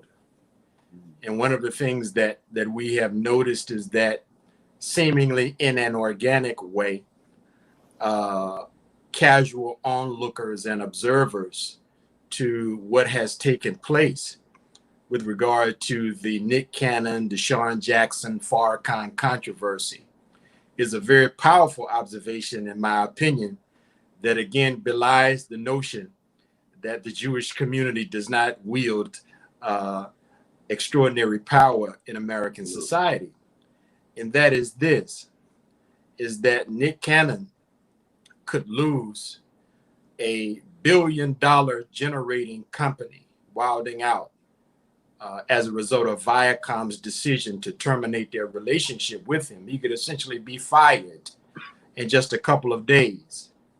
However, we've yet to witness the Wiesenthal Center, the Southern Poverty Law Center, or the Anti-Defamation League use their power in the case of Breonna Taylor, Ahmaud Arbery, George Floyd in Minnesota. Very important. So it's interesting, again, that we have such a wonderful, friendly relationship, yet in the most important matters of the day, as it relates to Black suffering in America, these organizations that want to punish the Friends of Farrakhan are all but silent and non-existent. Very important. And so I would add to the question of those who are the Jews. You know, the Honorable Elijah Muhammad's teachings are kind of the lens through which we look at all things in life, because what Allah God revealed to him shines light on everything. And he talked to us in his writings about how the Caucasian race was made, and how for a period of 2,000 years, the Caucasian race spent it in the Caucasus Mountains in a savage state. And at a certain point, because they had a divine destiny, a man called Moses or Musa was sent to them. Now, Moses or Musa had a very difficult time because they were in a savage condition, eating the bark of trees and eating flesh raw. But as Moses began to teach, and he began to have some modicum of success in civilizing the Caucasian people, there were those among them who began to study intently Moses's teachings. And they are those who began to master what Musa taught them. And the Honorable Elijah Muhammad says that Musa shared with them some of that forgotten wisdom of their father, Mr. Yaqub, a wisdom that is called tricknology. And so emerging or bursting forth from the Caucasus Mountains was the Caucasian race, who has ruled the human family for the last 4,000 years, using primarily that which Musa provided to them of the forgotten tricknology. And those who have been at the head of global white domination have been the Jewish community. And so we see today that you can criticize, as Brother Arif mentioned, you can certainly criticize the Black community. You can criticize, you know, the Asian community. You can criticize the Hispanic community. But why is it that we lose the freedom of speech when it comes to identifying accurate Jewish misconduct in the Black community or throughout the world? And so this is, again, as though, even though they are opposing Minister Farrakhan, and from a position of rage and anger, you know, there's something called the law of unintended consequences. And I think one of the unintended consequences that they are inadvertently helping Minister Farrakhan to awaken the people, because now they have put on display their rage and how they are able to use their power, their influence, their connections to fire and punish those who love and support Minister Farrakhan. Yet we don't witness that same power being used to end police brutality in the Black community. So this is a very important subject, and I'm glad you raised it, because many of us who deal with these kinds of issues and get into the minutiae and the details of it as a part of our work in defense and support of Minister Farrakhan, sometimes have to also consider how we show that this issue is germane and relevant to Black life in America. Because I would respectfully submit that it is not a sidebar issue. It is not an issue that does not have direct relevance to all of the social concerns and the important issues of the day concerning our people, especially when you consider that it has been the charge of anti-Semitism, the false charge of anti-Semitism, that has actually been weaponized against any outspoken or vocal critic emerging from the Black community, especially the Honorable Minister Louis Farrakhan. So we are familiar with, for instance, that Minister Farrakhan has never conceived of himself as just the spokesperson for the Muslims. He said that the Honorable Elijah Muhammad taught him and instructed him, brother, I want you to speak for the whole. I want you to act for the whole. So for the past 40 plus years, there has been no more formidable, more popular, and more impactful leader from the Black community than Louis Farrakhan. And episodes upon episodes of Minister Farrakhan developing strategies and solutions to implement for the good of not just the Nation of Islam, but for the good of all of our people, have been sabotaged. And that sabotage has been directly connected to the false charge of anti-Semitism. back in the 1980s, Minister Farrakhan borrowed $5 million from the North African nation of Libya. Our brother Muammar Gaddafi helped Minister Farrakhan at that time because the minister had noticed long before Chris Rock did his documentary called Good Hair. The minister had identified a disparity in the fact that you have all of these black hair care products that black people use and consume, but we don't manufacture and benefit from economically. So he got together with some powerful brothers and sisters and literally formed an organization called Power. People organized working for economic rebirth. And their goal and their plan was to create a line of black hair care products, personal care products called Clean and Fresh. And would you believe, Sister Janita, that when Minister Farrakhan deposited that $5 million loan into a black bank, now mind you, let's just keep it 100. Okay. If you're a black bank, you really are a struggling bank, and you certainly welcome deposits more than you welcome withdrawals. And if someone is gonna bring you $5 million as a deposit, I would imagine that was a joyful day at that black bank. But because of Jewish pressure on that black bank, they had to call Minister Farrakhan and say, Brother Minister, we were so happy that you made such a large deposit, but we're being pressured that we can't receive that deposit. Otherwise, the Jewish community will punish us. Mr. George Johnson of Johnson Products, similar situation. He wanted to help Minister Farrakhan help Black America, not just the little nation of Islam, not to line the coffers of Minister Farrakhan and the nation, but to do something beneficial to solve a problem in the Black community.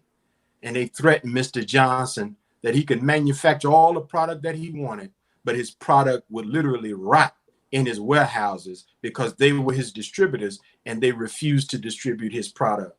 In the 90s in Washington, D.C. and all over America, Minister Farrakhan's male followers literally solved the crime and drug problem by going into high crime and high drug traffic areas and making them oases of peace and unity and contentment, so much so that these brothers secured contracts from the Department of Housing and Urban Development. And would you know, Sister Janita, that in spite of the Nation of Islam's ability to turn high crime areas into oases of peace and contentment and brotherhood and happiness, the Anti-Defamation League and other Jewish groups pressured the federal government to sever those contracts with the Nation of Islam. So again, these are important questions that should not just be discussed by those of us who are in this fight, but we want to help our community to understand why these issues are important, because over and over again, there is outside interference when Black people want to unite and listen to one of their own brothers and solve our own problems. And never have we in the Black community raised our hand at disagreement over who the Jewish people chose to be their leader and their spokesperson. Quite frankly, John and Jane Q. Public in Black America probably does not even know not just what a Jew is, but if we don't know what a Jew is, we don't know who their leaders are. And those of us who know who their leaders are, we really don't care, because we respect their right to choose who to listen to, who to befriend, and who to follow, whom they deem appropriate. And so on a certain level, it's a matter of respect. On a certain level, it's a matter of, are we really free? Why can't Nick Cannon be free to love Farrakhan? Right. Why can't Deshaun Jackson be free to love Farrakhan?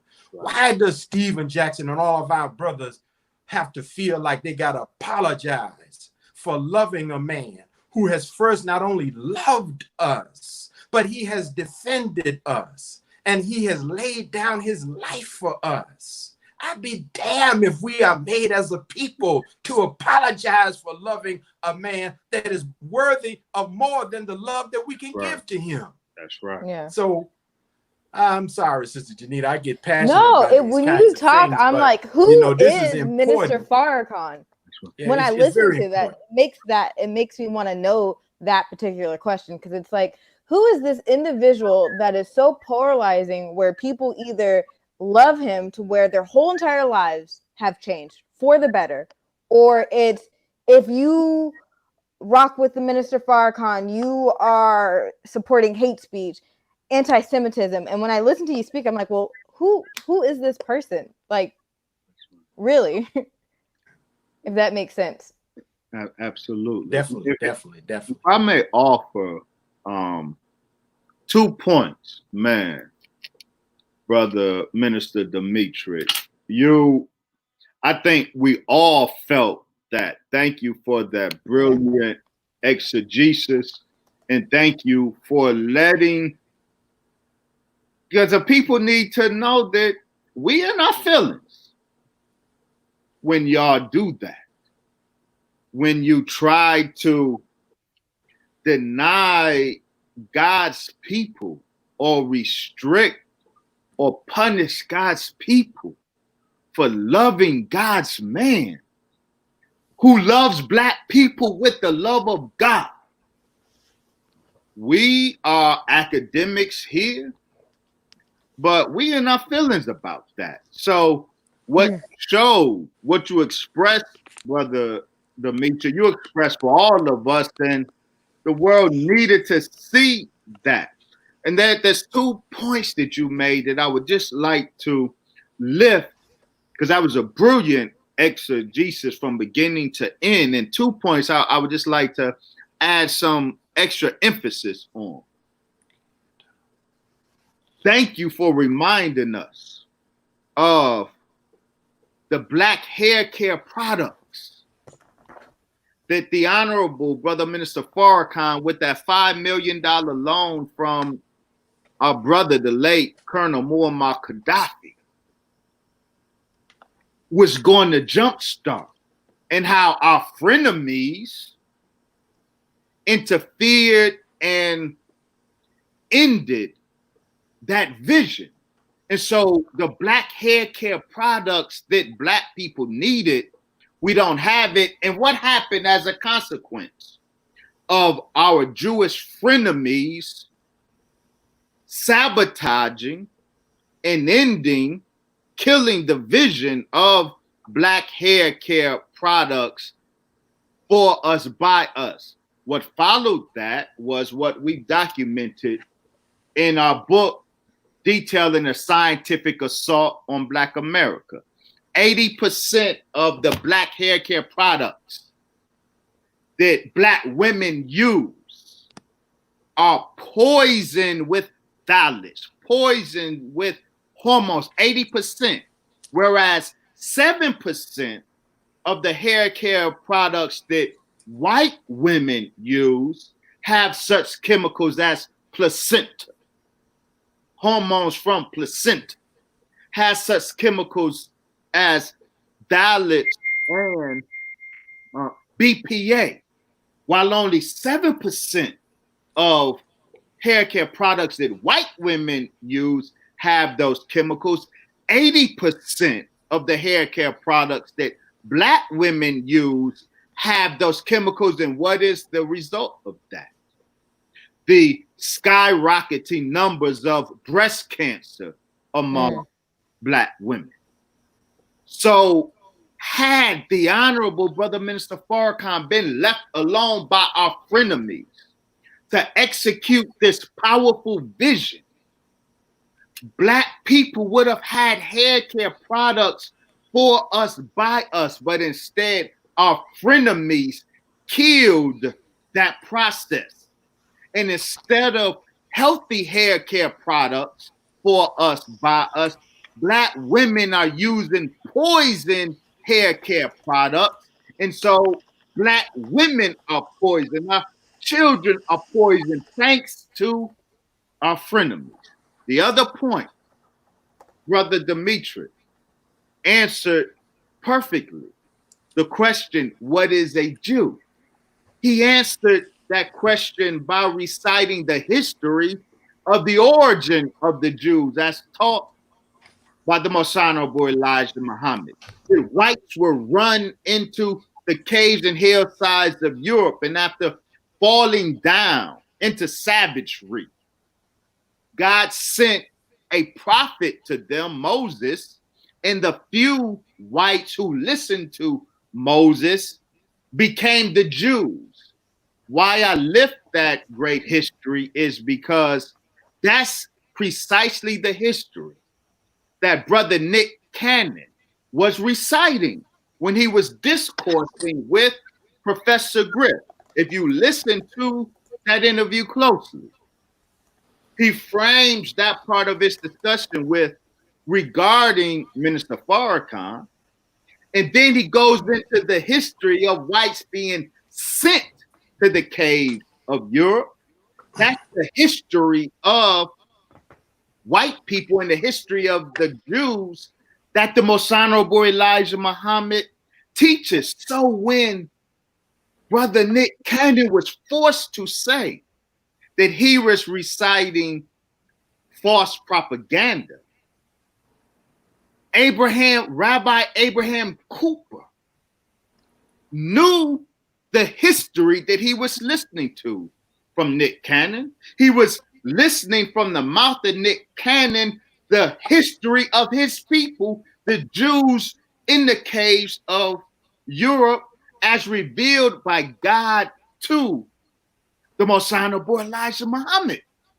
That's why the Jews reacted so ferociously against that particular statement by our brother Nick Cannon. He was quoting Elijah, and that as he should.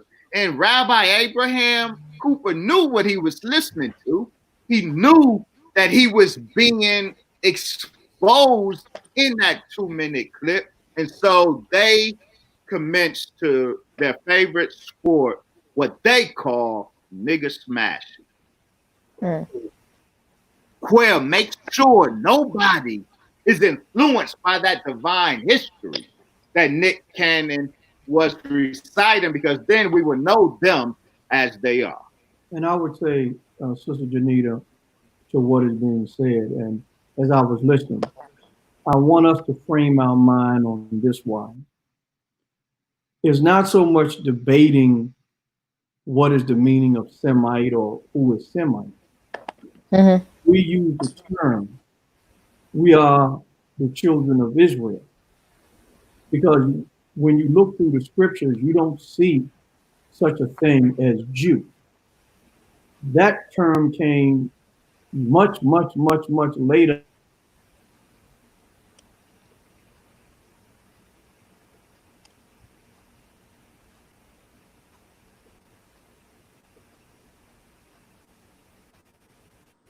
Hello?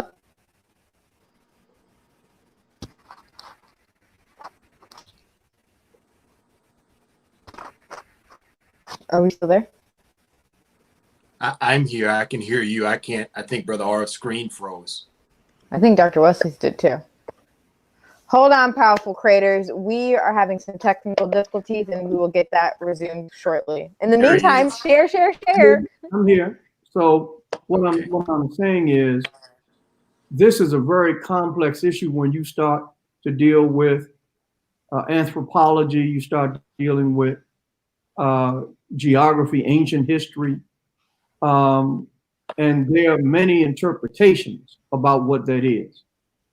But we know that that what we have been taught, that we are the original people and we are the chosen of God, and that actually, if the term Semitic, it refers to languages of ancient people, and it really includes the Arabs and other people. So, as Brother Nick Cannon said, we are Semitic people. We come from the ancient people, a Semitic people. The Arabs are Semitic people. So when you start using the term anti-Semitic, how did it get defined as persons of European extract who are actually known by the term Ashkenazi, which is of Germany?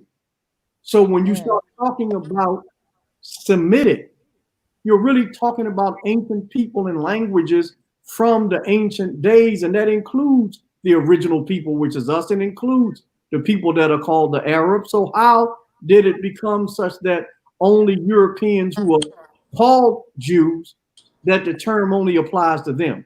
That's what I mean about the deception. There's deep science to this, archaeologically and historically and linguistically, anthropologically. So this is why, and there are scientists among us who have spent time delving into this. But the whole point is, again, when you deal with Satan, he'll have you talking on his platform. So he'll have you debating this issue about a Semite when you read the definitions are not really clear at all. But I do know this, that the true ancient people are the original people. It's us. We are descendants from that original people. And according to our understanding of scripture as taught to us by the most honorable Elijah Muhammad in his seminal books, Message to the Black Man, The Fall of America, Our Savior Has Arrived, that we are those aboriginal people who are the chosen of God. We are the true children of that Israel of ancient times, not to get caught into having the debate about Europeans, whether they're Sephardic or Ashkenazi. Or see, this is what they want you to do. They want you to argue these points when you will spend so much time on that we'll overlook the critical point, which is someone took the place of the original people and have made themselves the standard. I'm going to close by saying this to you. You asked about who is Minister Farrakhan. He is God's criterion. That's who he is. That's why his message was called the criterion. And in our book, the Holy Quran, there's a chapter entitled Al-Furqan, the discrimination.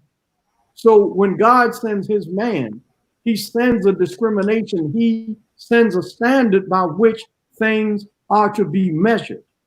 And when you see a man like this, he's so unique and he's so unlike any human being you really have ever seen, because he is bringing to you revelation from on high. That's what he meant, bringing you revelation from God. He was God's mouthpiece telling us what God is saying to all of humanity. And so when he speaks and he reveals the identity of these imposters, so-called Jews, then this is the rage, because now when that is exposed, people will turn away. They don't wish, as one of the things I read, Satan is remote from the face of God. He's removed from the face of God. And so now you can no longer take that place of the righteous and the chosen of God.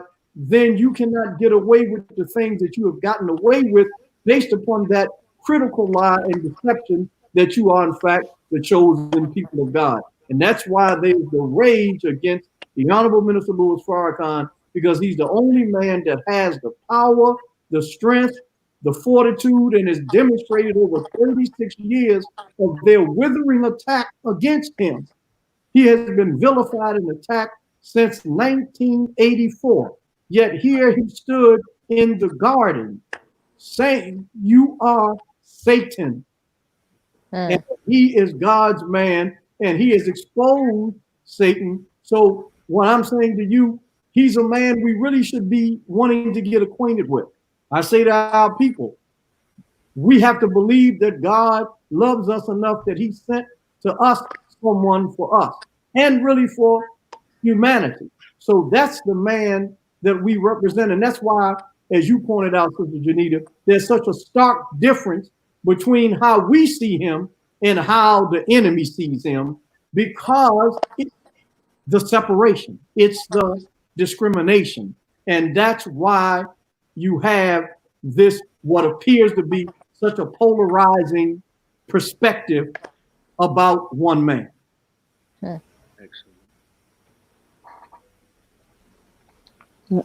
Yeah, that was a lot, but I really appreciated it. It also reminded me, I'm sure you all are familiar with the late John Henrich's work, and he talks about that the term Jew is a European term, and I think also he said the term Semite is a European Semite. He has a lecture called "Who is a Jew" that you can see some of it on YouTube. But in it, he talked about a Jewish academia mafia in which there is a concerted effort to suppress this type of history and to confuse us. And I know, Dr. Wesley, not recently, but you also have wrote an article about who is a Semite. Can you tell us a little bit more about that?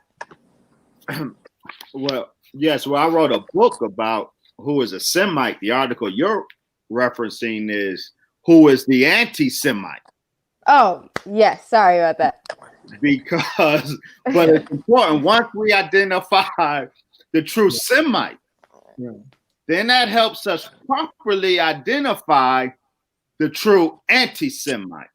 And what we documented and demonstrated in our article, Who is the Real Anti-Semite, is that, wouldn't you know, the real anti-Semite is the imposter Jew who has usurped the charge and weaponized the charge of anti-Semitism, using it as a bludgeon, partly to conceal the fact that they are not Semites. In our various books, Black Arabian, the African Origin of Islam, Egyptian Sacred Science and Islam, I was forced during my doctoral studies to study 5 languages in order to get my doctorate. Oh, wow. As a result, that made me fond of linguistics.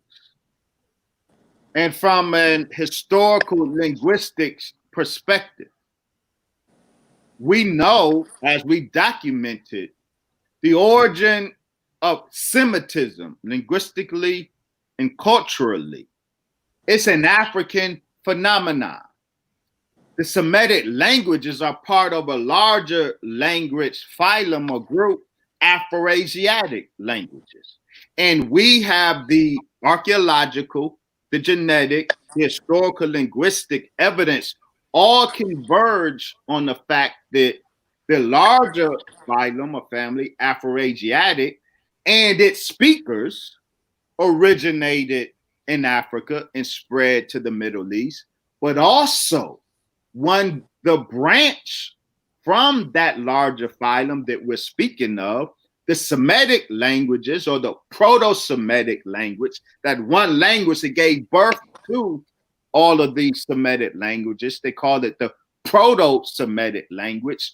The language and its speakers branched off in Africa from the larger African family, went down the Red Sea, crossed over into Arabia. So the Levant, Palestine, when it was black, Arabia, when it was black Arabia, that's the home of the differentiation of the Semitic language and culture from the larger Afro-Asiatic. But all of this is an African phenomenon, the quintessential Semitic language.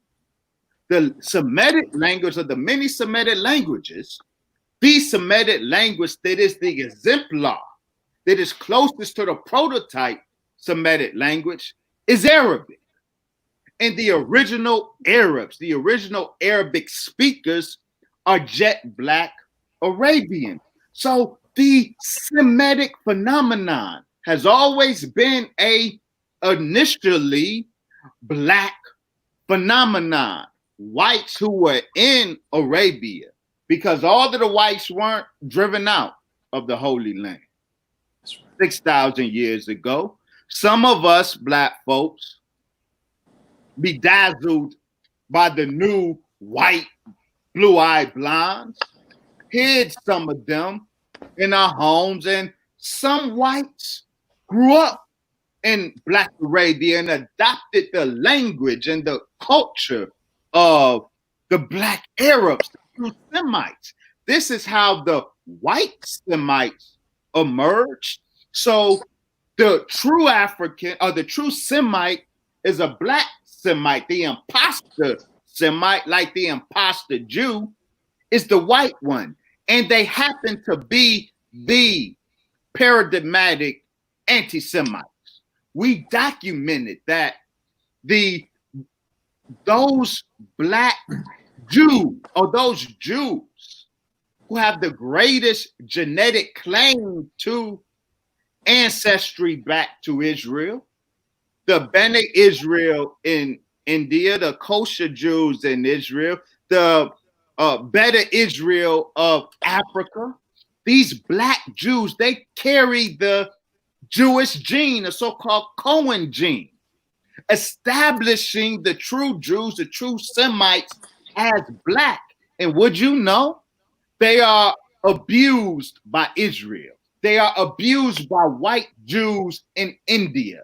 That's not just anti-black racism. That is bona fide anti-Semitism, because it's abuse of genuine Jews, genuine Semites by non-Jews, non-Semites, or imposter Jews.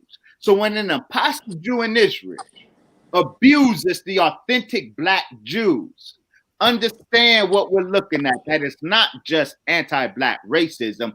That is true anti-Semitism. Wow. Can you tell us more about this chromosome? The Cohen gene. Yes, the Cohen gene.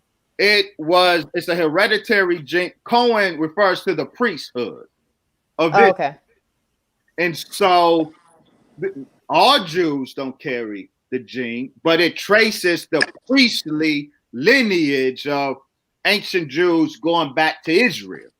And the genetic data all converged that because there was some mixing between imposter Jews and authentic Jews. So you will find the Cohen gene in some Ashkenazi or Sephardic Jews, but the greatest proportion, the Cohen gene has been demonstrated to be indigenous among the black Jews of India and the black Jews of Africa, which means these populations are descendants of the ancient Israelite nation, Israel of the northern kingdom of the United Kingdom, versus the Jew comes from really Judean, from Judea, the southern kingdom of the ancient United Empire.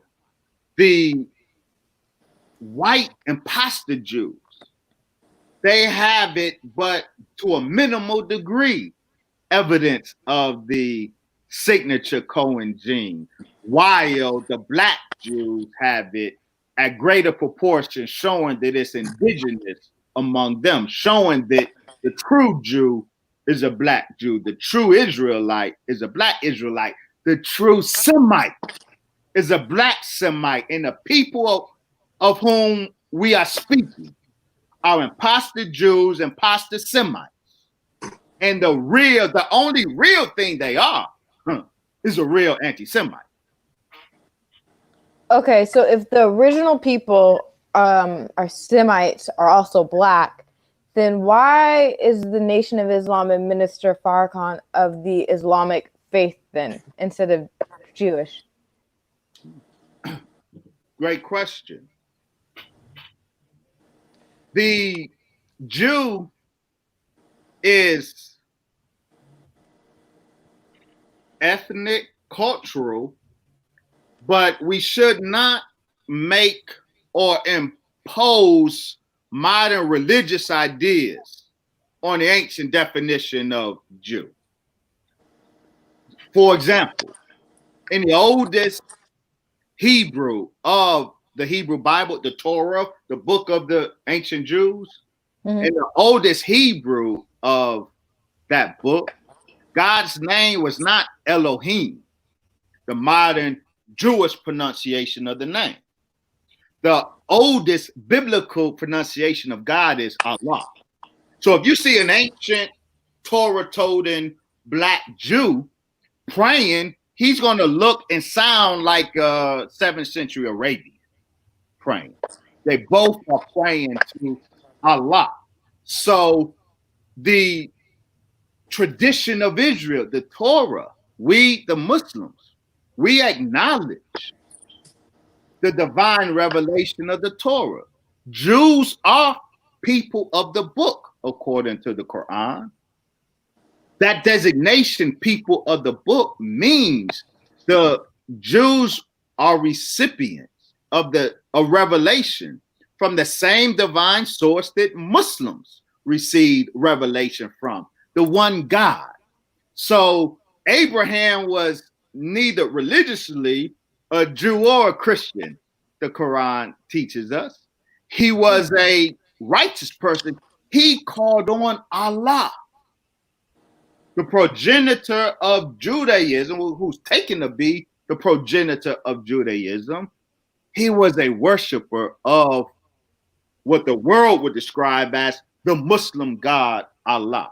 So ancient Israel was ethnic and it was religious in its ritual sense. But if you really were able to pierce the veil of historical accretions and peep ancient Israel in its native setting, you will see a religious culture that is remarkably and really indistinguishable from the Arab Muslim culture of Arabia. You would not know the difference. And that's what we documented both in Black Arabia and in Egyptian sacred science in Islam. You cannot tell the difference religiously, culturally, even ethnically between ancient Israel and ancient Arabia. So what it sounds like I'm understanding, and I'd be curious to your thoughts on this, Brother Demetric, but it sounds like we're in a really spiritual war, and that Minister Louis Farrakhan has been exposing this war that we are spiritually in, and because of that, he has been, so many people are enraged by him, and now they're going off of anybody or going after any Black particular person who outwardly is in alliance with him or even just takes a photo with him. I think you hit the nail on the head, Sister Janita. You know, the governing principles of America have always been white supremacy and Black inferiority. And so, you know, it's important for us to be able to delineate, you know, that what is taking place with the Honorable Minister Louis Farrakhan, because, you know, there are people who would say, you know, I don't agree with everything Farrakhan has to say, or I am not a Muslim, so why should I care what happens to Minister Farrakhan? Why should I even be concerned about this issue?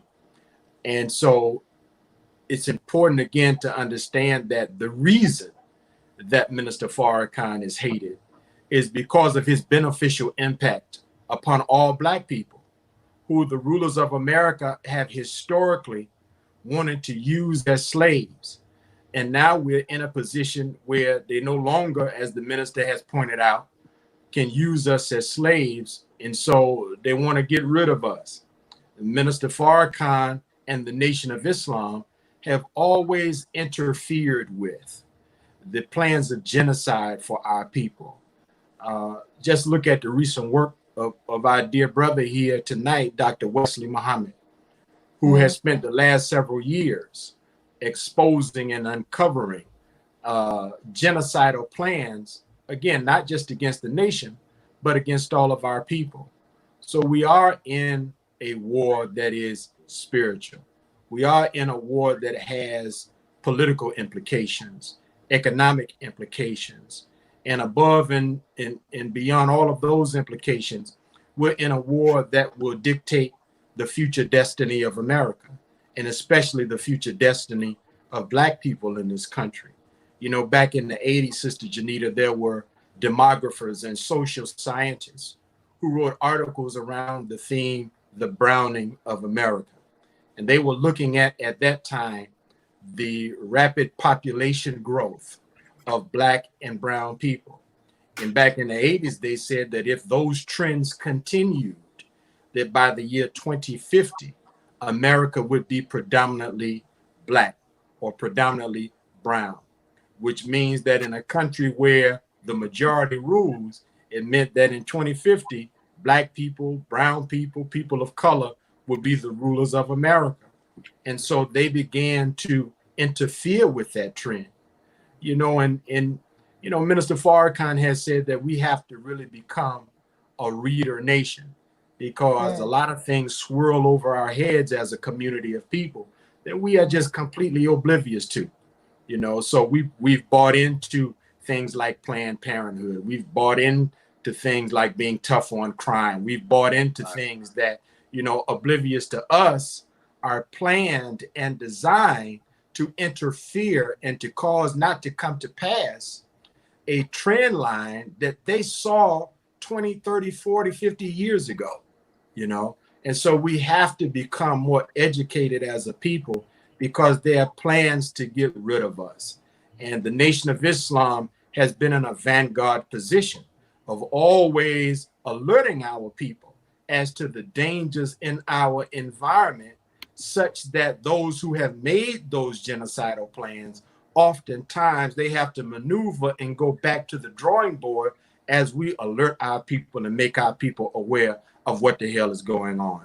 And these are the reasons why they hate Minister Farrakhan. Put Islam to the side, put our religious differences to the side for a moment. I tell our people in Black America, and rally around to support a man that has said that, you know, the Nation of Islam has room for churches. Right. The Nation of Islam has room for people of all faiths, because we are desirous of building a nation of righteous people. You know, Sister Janita, the Honorable Elijah Muhammad told Minister Farrakhan that the best religion is summed up in these words: do unto others as you would have done unto you. And Minister Farrakhan has shown that in all of the various religious traditions, there is some articulation of that which is called the golden rule. Now imagine if Black people could unite under that mantra: do unto others as you would have done unto yourself. We could create a utopia. We could create the kingdom of God on earth.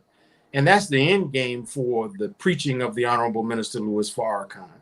In this stage, we have to identify and separate, as Dr. Wesley pointed out, about this concept of a criterion, the discrimination, that which separates. As the minister said, I'm here to separate the good Jew from the bad Jew.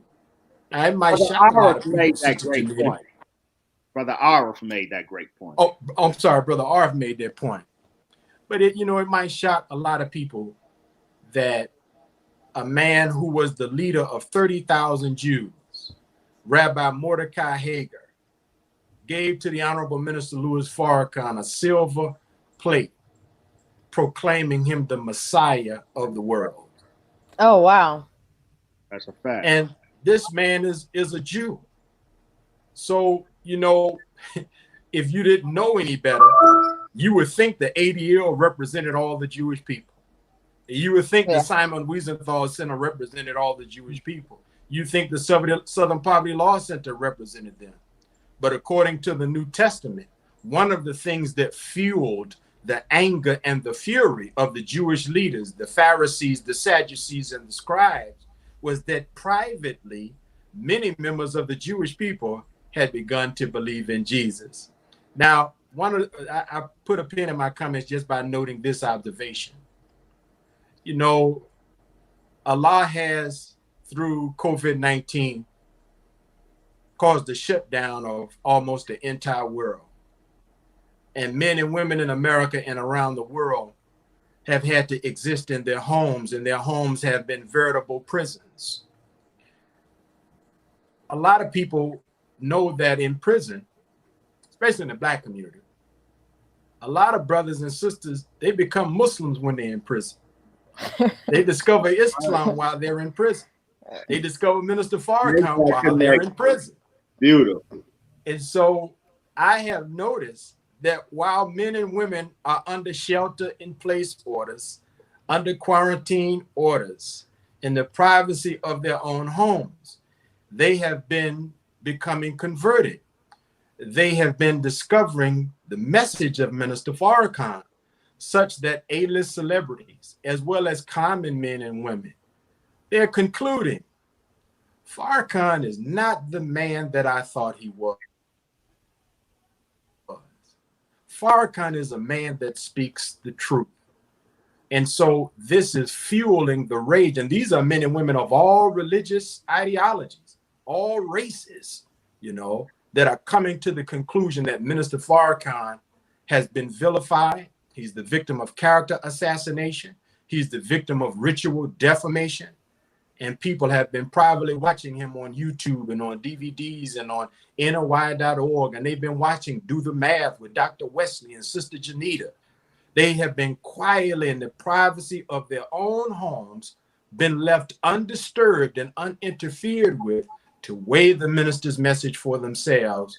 And they have come to the right conclusion that Minister Farrakhan speaks the truth. And I believe this is at the root of the current fury and rage of many who are the leaders of the Jewish community. Yeah.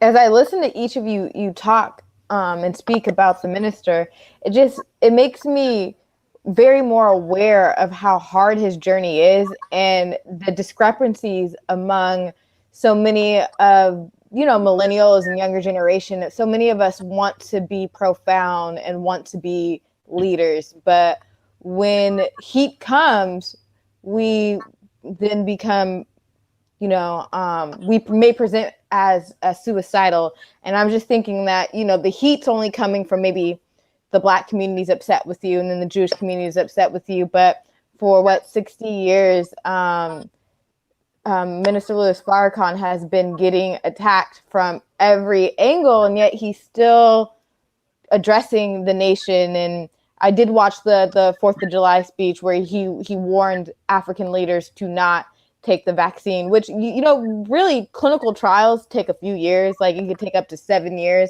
And so we're talking about getting a vaccine within 18 months when clinical trials can take about 7 years. So outside of that was a little tangent, but it makes me wonder then what really, if my generation understands what leadership looks like, or if we just want to be seen and we want to be engaging in these conversations, but we're not really emotionally, let alone intellectually. And by intellectual, I mean, we actually know the history to be prepared to stand on what we think we're fighting for.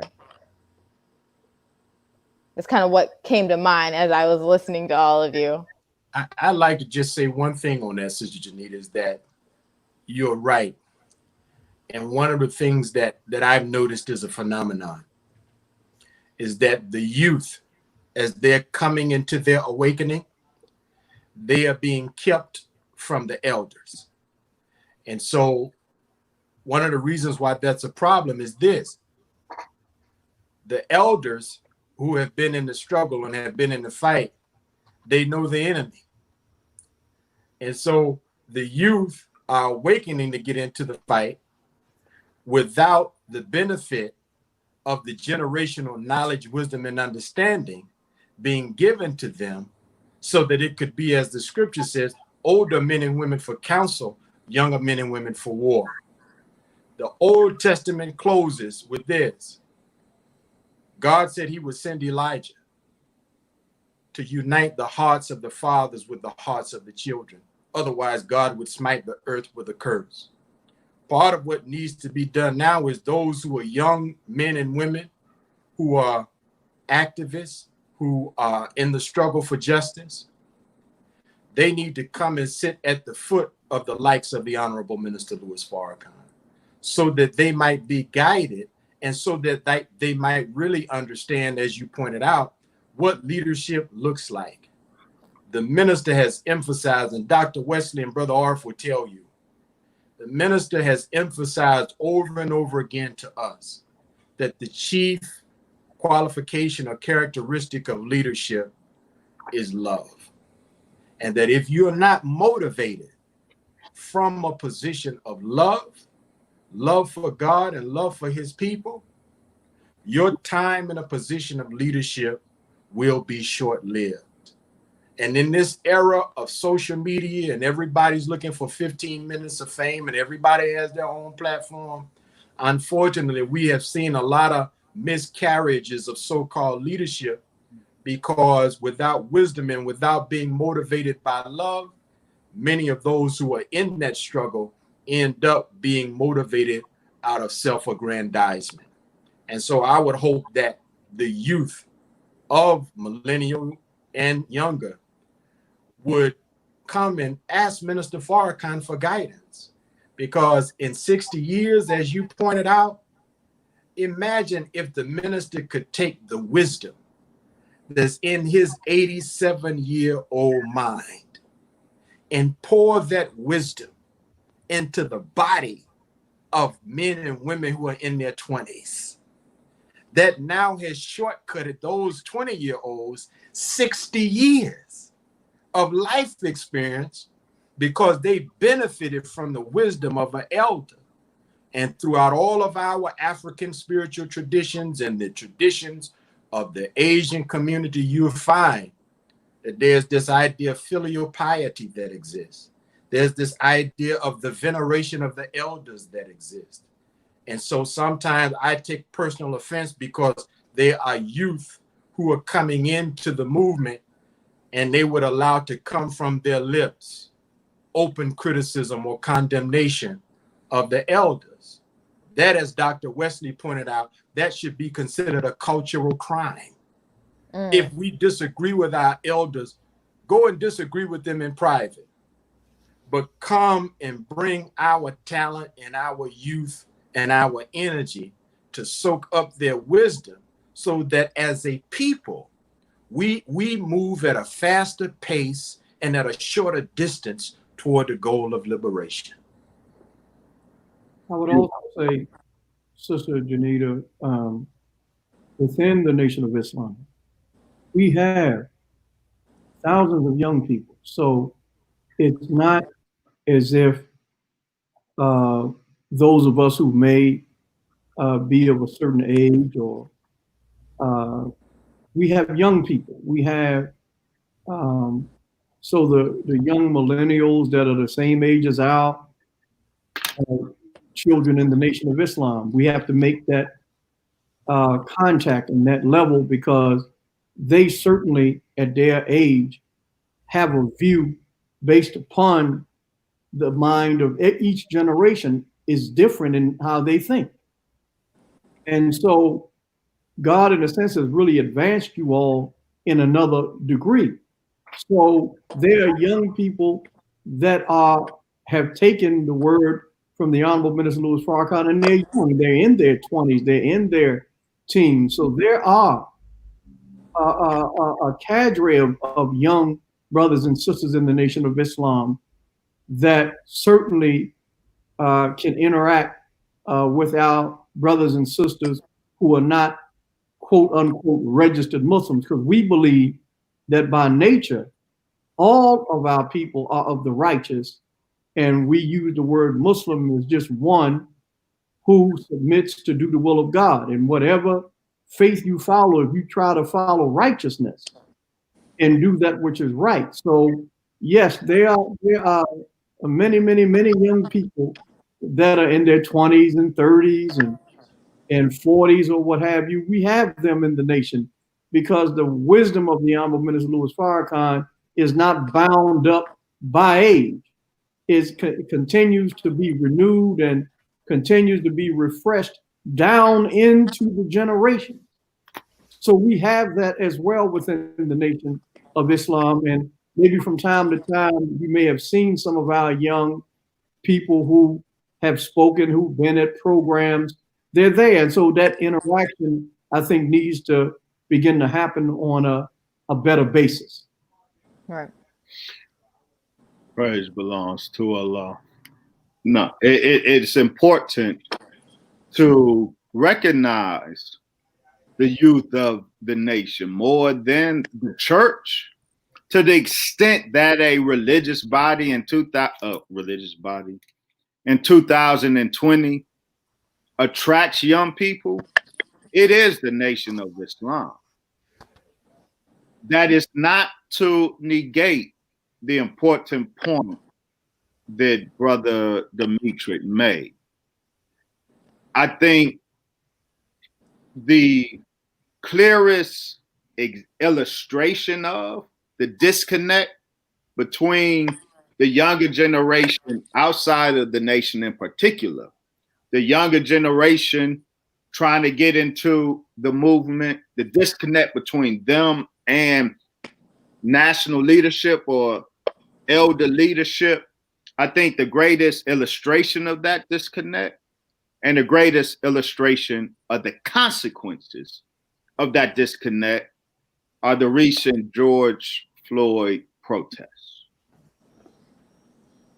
I also think that is an example of another point Brother Demetric made of leadership motivated, not qualified to give guidance, but motivated not by the love of Black people, but motivated by self-aggrandizement.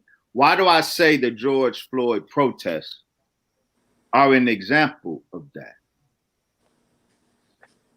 Everybody asks, where are the Muslims? When the protests were erupting around the country, the Muslims weren't there. My 20-year-old daughter craved to be there. Why weren't we there? Because we follow right leadership.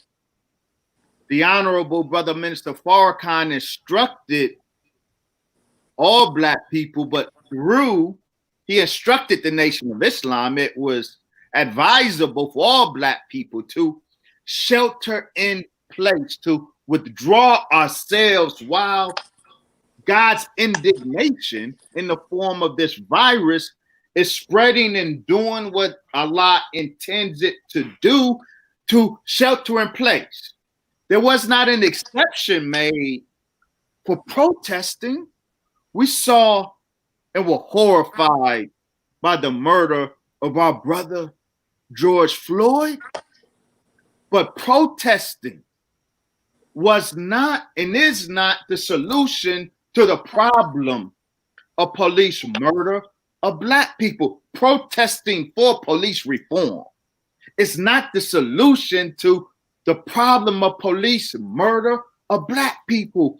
But young people, horrified and inspired by what they saw, was moved to protest. Now, these protests featured a lot of white people, but unfortunately, some of the white people that these protests featured were enemy saboteurs. For example, the Boogaloo Boys, white supremacists, who descended on the protests and were the main instigators of transforming peaceful protests into rioting.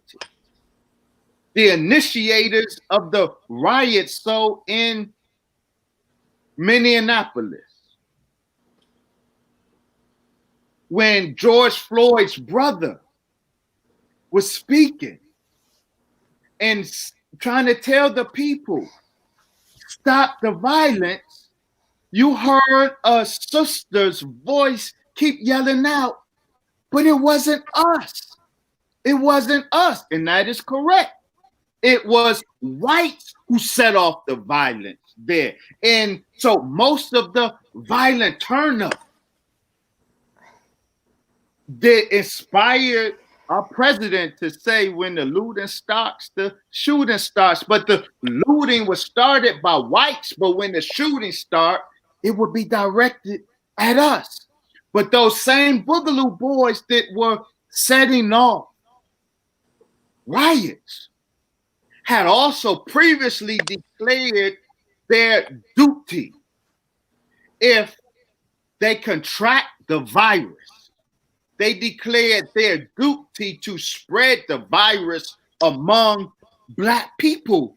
They were there at the protests, and so the protests became potential super spreader events for this virus that is the medium of God's indignation.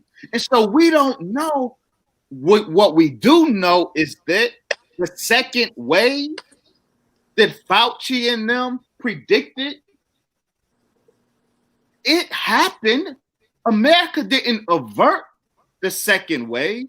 The numbers indicate that the second wave hit, but it hit Black people.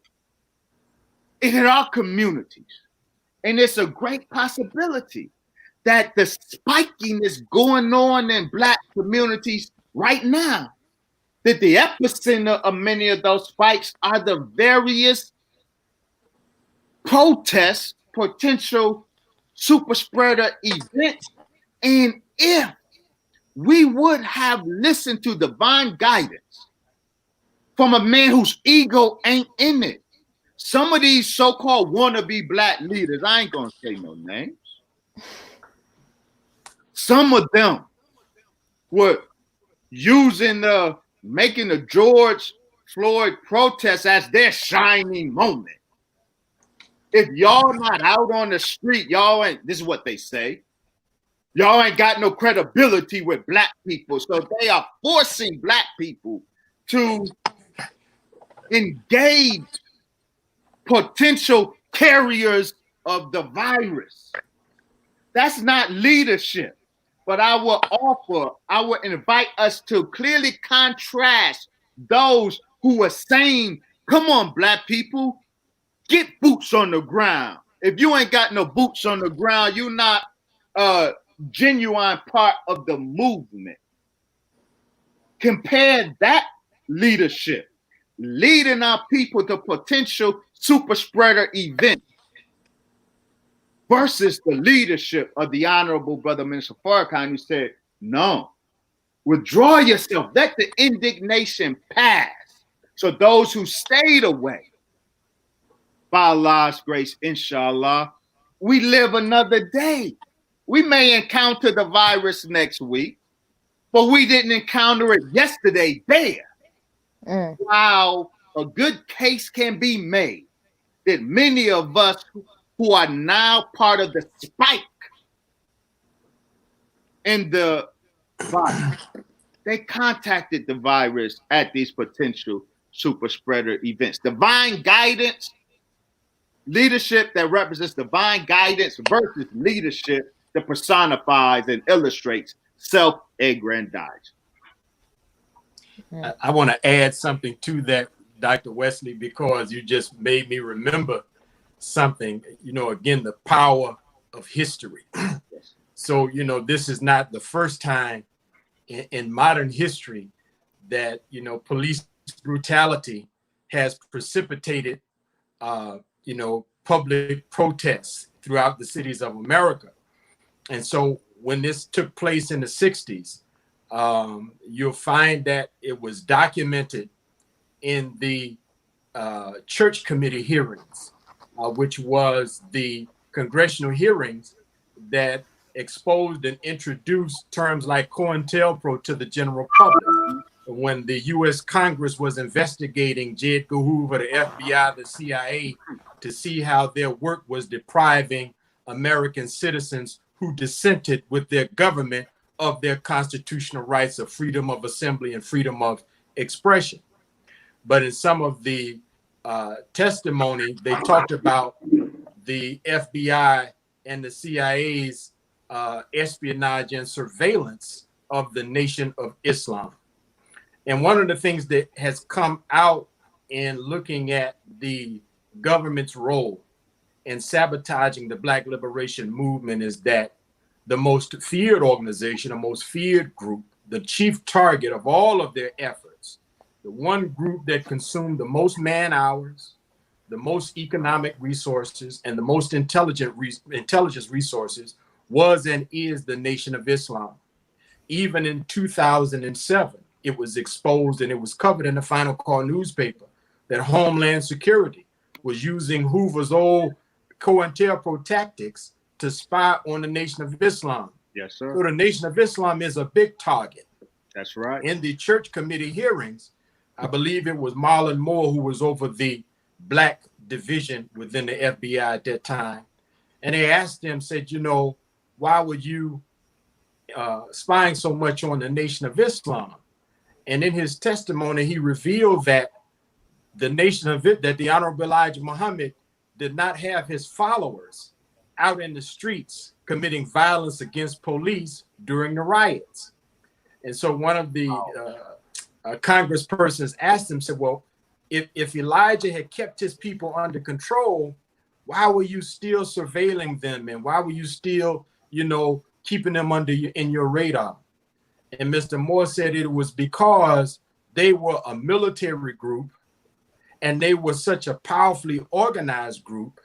And because with the snap of his finger, Elijah Muhammad could put them in any situation at a moment's notice. Beautiful. So when people ask, why does the nation move in the way that we move, following guidance and instruction from the Honorable Minister Louis Farrakhan, at the root of that is because we understand the kind of target that we are.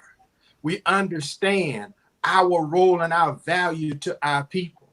And if we had been out there involved in these uncontrolled expressions of righteous indignation by the people, you can best be assured that any kind of criminal activity, looting and injury to police, would have been placed at the doorstep of the Honorable Minister Louis Farrakhan, fulfilling part of Hoover's greatest desire, which was to prevent the rise of a Messiah among Black people. And unbeknownst to some of us, as quiet as is kept behind the scenes, they have identified that the Honorable Minister Louis Farrakhan exists as a Messiah among Black people today. So he really is enemy number one. That's right.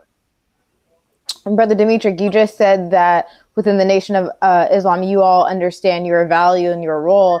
And I just wonder, and this is for all three of you, is it worth it? And by that, I mean, obviously, white America is going to speak out against you. But when you have so many Black individuals actively speaking out of you against you all, accusing you of not really being for Black people, asking questions about the Million Man March, citing Malcolm X, is it worth it in the individual lives that you guys are living to also have to constantly defend yourself against the very people that you are putting sacrifices for? Well, Sister Janita, I would say this to you. Because again, we are people who study scripture and we see ourselves in that prophetic context. We have an understanding and we are taught. If you look at the lives of all of the prophets and their communities, when you take a stand that is at variance and that is different from the stance that has been created by the enemy who opposes truth, what we are trying to say here, what we see in a man like the Honorable Minister Louis Farrakhan is a man who represents the truth of God and God's criterion. He has demonstrated the price that has to be paid. This is why Jesus is such an important figure, not only in Christianity, but in Islam. He was hated without a cause. He was a righteous man that did not do harm to anyone. And I would suggest when you look at the 65-year record of the Honorable Minister Louis Farrakhan, he is a righteous man that has done no harm to anyone, which is why he could come out on July 4th walking on a white carpet, meaning pure, that God has brought him to where he has brought him without doing harm or injury to any human being. But we know the prophetic work of God that is called, and believe it or not, whether our people who are out in the street or in different organizations may not realize it, you're doing that same prophetic work. You may not view it in the way we view it, but it's the same work. God is God of the all, whether we recognize it or not, and he moves us to thinking and acting as he pleases. However, God chooses a people. and he never chooses the big group. He always chooses from out of that group a small group who we say it like this in Islam, Sister Janita. My prayer, my sacrifice, my life, and my death is all for Allah, the Lord of the worlds. That means we have offered our life in service to God, and we understand, as it has been written in the scripture, true writings of history before us, the price you have to pay. And in Jesus, you have that perfect example of a price that you will have to pay for the redemption and salvation of our people. And anyone who's been in the struggle for Black liberation knows what I'm saying, whether they see it from the perspective of scripture or from the perspective of religion, whether you deal with it socially, politically, economically, you're going to have these struggles. And so what we have to be aware of, there's a scripture comes to my mind in the book of Ephesians. It's the 6th chapter, and it says, the 11th verse, put on the whole armor of God, that you may be able to stand against the wiles of Satan. Now, there's several verses that go more deeply into that. But the point is, does it matter? Well, if you believe that this is your aim and purpose in life, God gives us all purpose. So when you find your purpose in life, the answer is yes, it matters, because you know what? When I go to bed at night, thanking God for another day, knowing that I have harmed no man, knowing that I have not done evil to anyone, that I have lied or steal or cheat or tried to harm someone, take advantage of them, I can go to sleep at peace at night, get up with joy to do the work of God, because I do see it having an effect. Because God cannot be frustrated. His work cannot be frustrated. His judgment cannot be overdone. It's going to fulfill itself in the chastisement of a world. And there's a man that is his man among us that is attempting to call us out of the way that we may be saved. Does it matter? Or it matters much to me. I can only say to me, as one who has been on this journey for 41 years now, I can't think of another thing that I could have done in my life that would be worth more than what I have gained at this point in my life. It's not about money. It's not about fame and accolades. It's really knowing that you're serving a purpose bigger than yourself.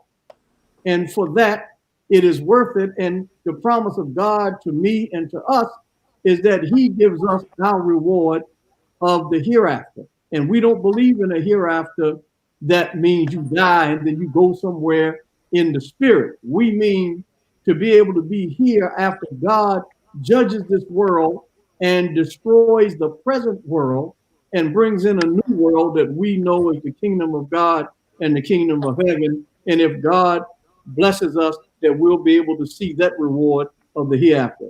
It absolutely categorically matters. And I would say the greatest joy and pleasure of my life was when I met the Honorable Minister Louis Farrakhan at 22 years of age, not knowing where I would end up. And I still say today, it's the greatest joy of my life. I don't think more can be said to that. I personally think that was a perfect answer to your question. I would only add that when Brother Arif says he's just speaking for himself, and asking, is it worth it? Know that he's a man who has and is paying the price of redemption. So when he says, yes, it's worth it to me, he's speaking, because I happen to know my brother and my colleague. He's paying, he suffered the cost of the journey. So if it's worth it to him, I think that it should be worth it to us all. I agree. And I would only add that one of the things that gets lost in the back and forth about Minister Farrakhan being an anti-Semite is just how good and sweet and loving of a human being that he is. And when you know the man and you have seen his gentleness, you've seen his humility, you've seen his acts of kindness, you've seen his love, you've seen his suffering, then how could you not consider it worth it to suffer along with him? How could you not see it as worth it to put your name and your life on the line for him? See, Minister Farrakhan, above and beyond anything, is a good man. That's beautiful. He is so good. Beautiful. That's real. He's so good. That's real. That we marvel at how good he is, because that's a fact. His good is like, you say to yourself, if I'm going to use him as my example, I don't know if I could be that good. I mean, literally. The new human being.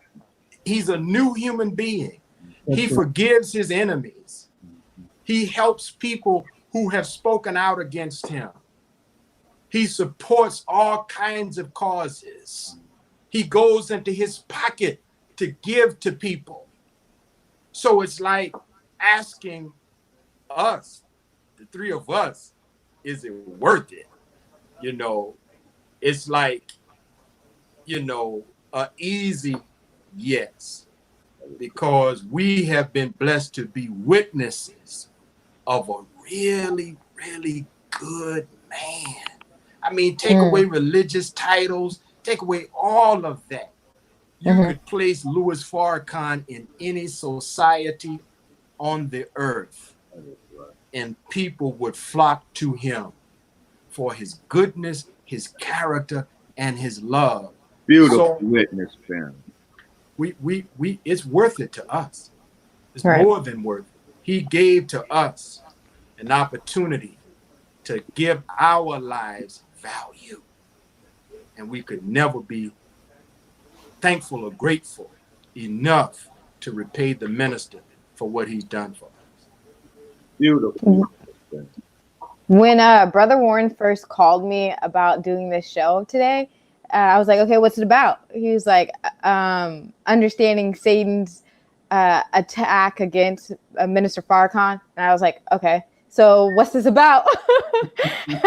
And so he says it again, and I'm like, okay, can I get some more information? Like, how am I supposed to prep for this show? I don't understand. What is this about? And so he says it again, and I'm like, all right. And then he ends up sending me some stuff about, like, did you follow Nick Cannon and things like that? And I'm like, oh yeah, okay.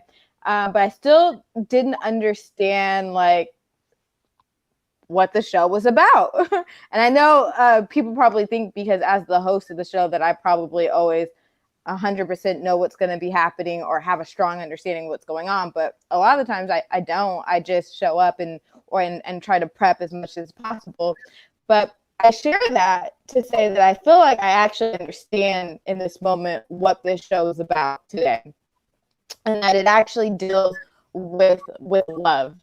And it's because talking to all of you, Brother Arif and Brother Demetric and Dr. Wesley, that I'm starting to get that and you guys can correct me if I'm wrong, but from this conversation, what my mind is starting to process is that Satan's attack against Minister Farrakhan really comes down to profound love for Black people.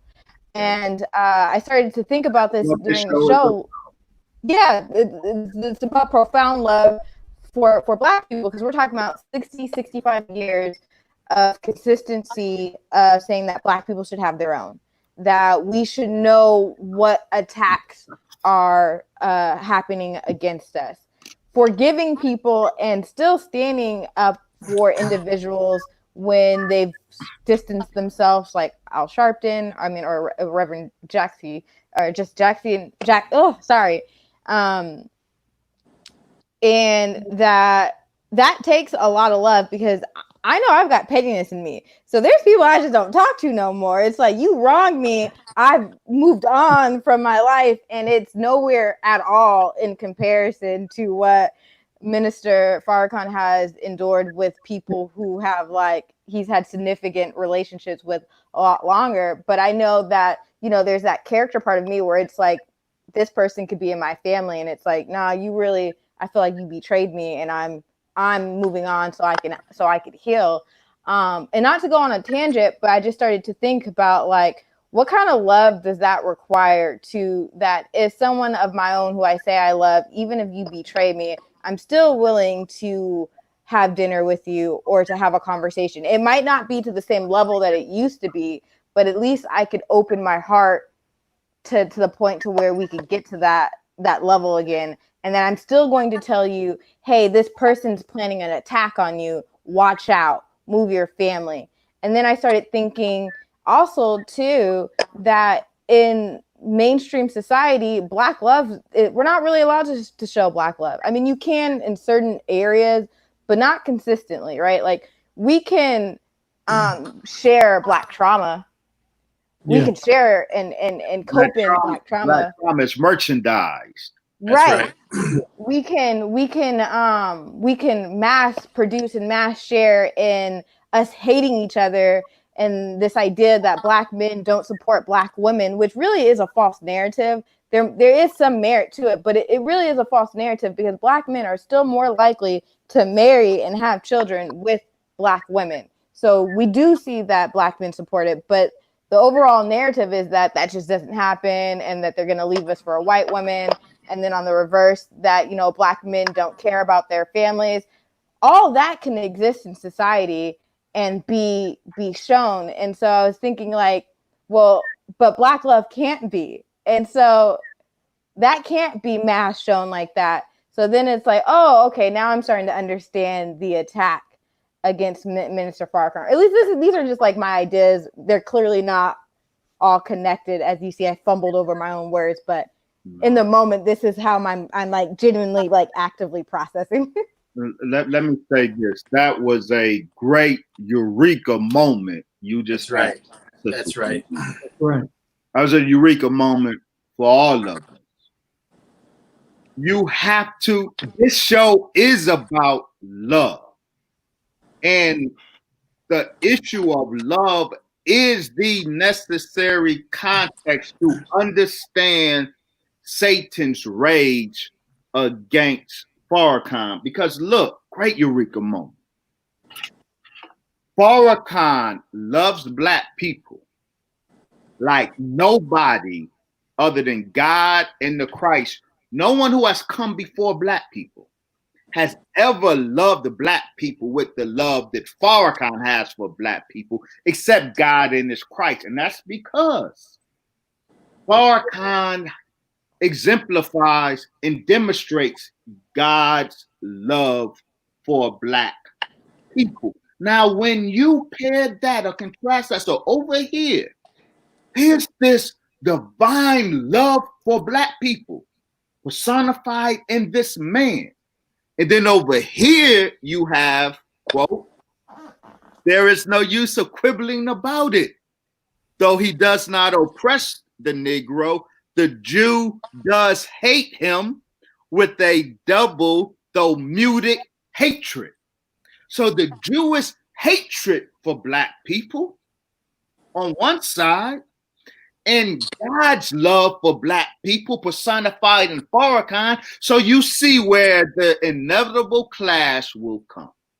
You will see where Jude, the imposter Jew, who hates Black people, will be enraged, will hate Farrakhan, who demonstrates such overwhelming love for Black people that his love alone raises Black people up. His love alone raises Black people up. And this is why we in the Nation of Islam could never be a party or an advocate of cancel culture, because it is only because Farrakhan exemplifies and personifies God's love for Black people. That's the only reason I'm not canceled. I speak for myself, but I think all of us can say the same, because we offend him daily and don't even know it. Why do we not know it? Because he does not lord it over us. He does not make us taste the consequences of all of the offense that we give him. If he did, and he would be in his right to, then we would be canceled. But he is the one that says, personifies, turn the other cheek. And Sister Janita, if I could say, going to what Dr. Wesley is saying, you did hit it right. You don't even maybe not know how you speak right into scripture, because the greatest story ever told in the Bible is the story of Jesus, and how Jesus loved God enough that he was willing to give his whole life over to God and to show that and demonstrate that God loved, to the point where he was willing to sacrifice his life for the salvation of those who he loved, even when many of them did not understand the man and what he was doing. And this is exactly what we have in Black America. The Honorable Minister Louis Farrakhan is a man personifying really the meaning of unconditional love, of divine love, the love of God, for not only his elect people, but really he's a man who loves all of humanity. He's traveled over this world several times to represent the oppressed and to speak the word of God to the oppressed throughout the world. So here is a man who not only speaks to his own people, and he's been committed to that, but now he has been raised by God to speak on behalf of the entire humanity for those who are downtrodden underfoot all over this world. And yet you see him suffer, you see him being attacked, you see him sacrificing his life, his family. He does not give evil for evil. He keeps on doing good. And that's what he teaches us. He says, brother, keep on doing good. Do no favor seeking gain. That's right. Do good because it is right to do good. And so this is a man that is unique. And I would dare say there are very few human beings that are anywhere comparable to this man in this modern time in which we live. He is, again, God's man, and you're right, it is love. Jesus, there's that song, Jesus is Love, that has come on, and I believe it Howard Hewitt or Lionel Richie. Lionel Richie did Jesus is Love, right? But that song personifies the man that we see in the Honorable Minister Louis Farrakhan. He is love, and he has been to us what only you could sense in your being, that this is beyond you. It's beyond the physical plateau that we live on. It is so deeply spiritual that you feel it in your body, you feel it in your spirit. And so when you talk about a love for a man like that, this is why we are his witnesses. We are his witnesses, and soon the world will come to know, as it was written of in the scripture, when they thought that they had crucified him and the earthquake struck, and they then realized, surely this is the Son of God. This is a man among us who represents the power of God. That's why he could say to Florida, I called for that. That's right. Anybody paying attention to that? He called for it. And God answered him. And now answered his call. God is doing. You're not dealing with an ordinary man. And believe it or not, the high scientists of this world who study scripture, they know they're looking at something quite different. And so the aim is, how do we skillfully, how do we, by means of deception, get rid of a man like this? Because our world is crumbling, because God now is making himself known, and he is ready to bring in the kingdom that he said he would one day, and we're in that time. And so, yes, sister, you said it right. It is love. It is a love supreme, to quote my great brother and master, John Coltrane. It is a love supreme from the supreme God, from a man and through a man to us. Beautiful, beautiful.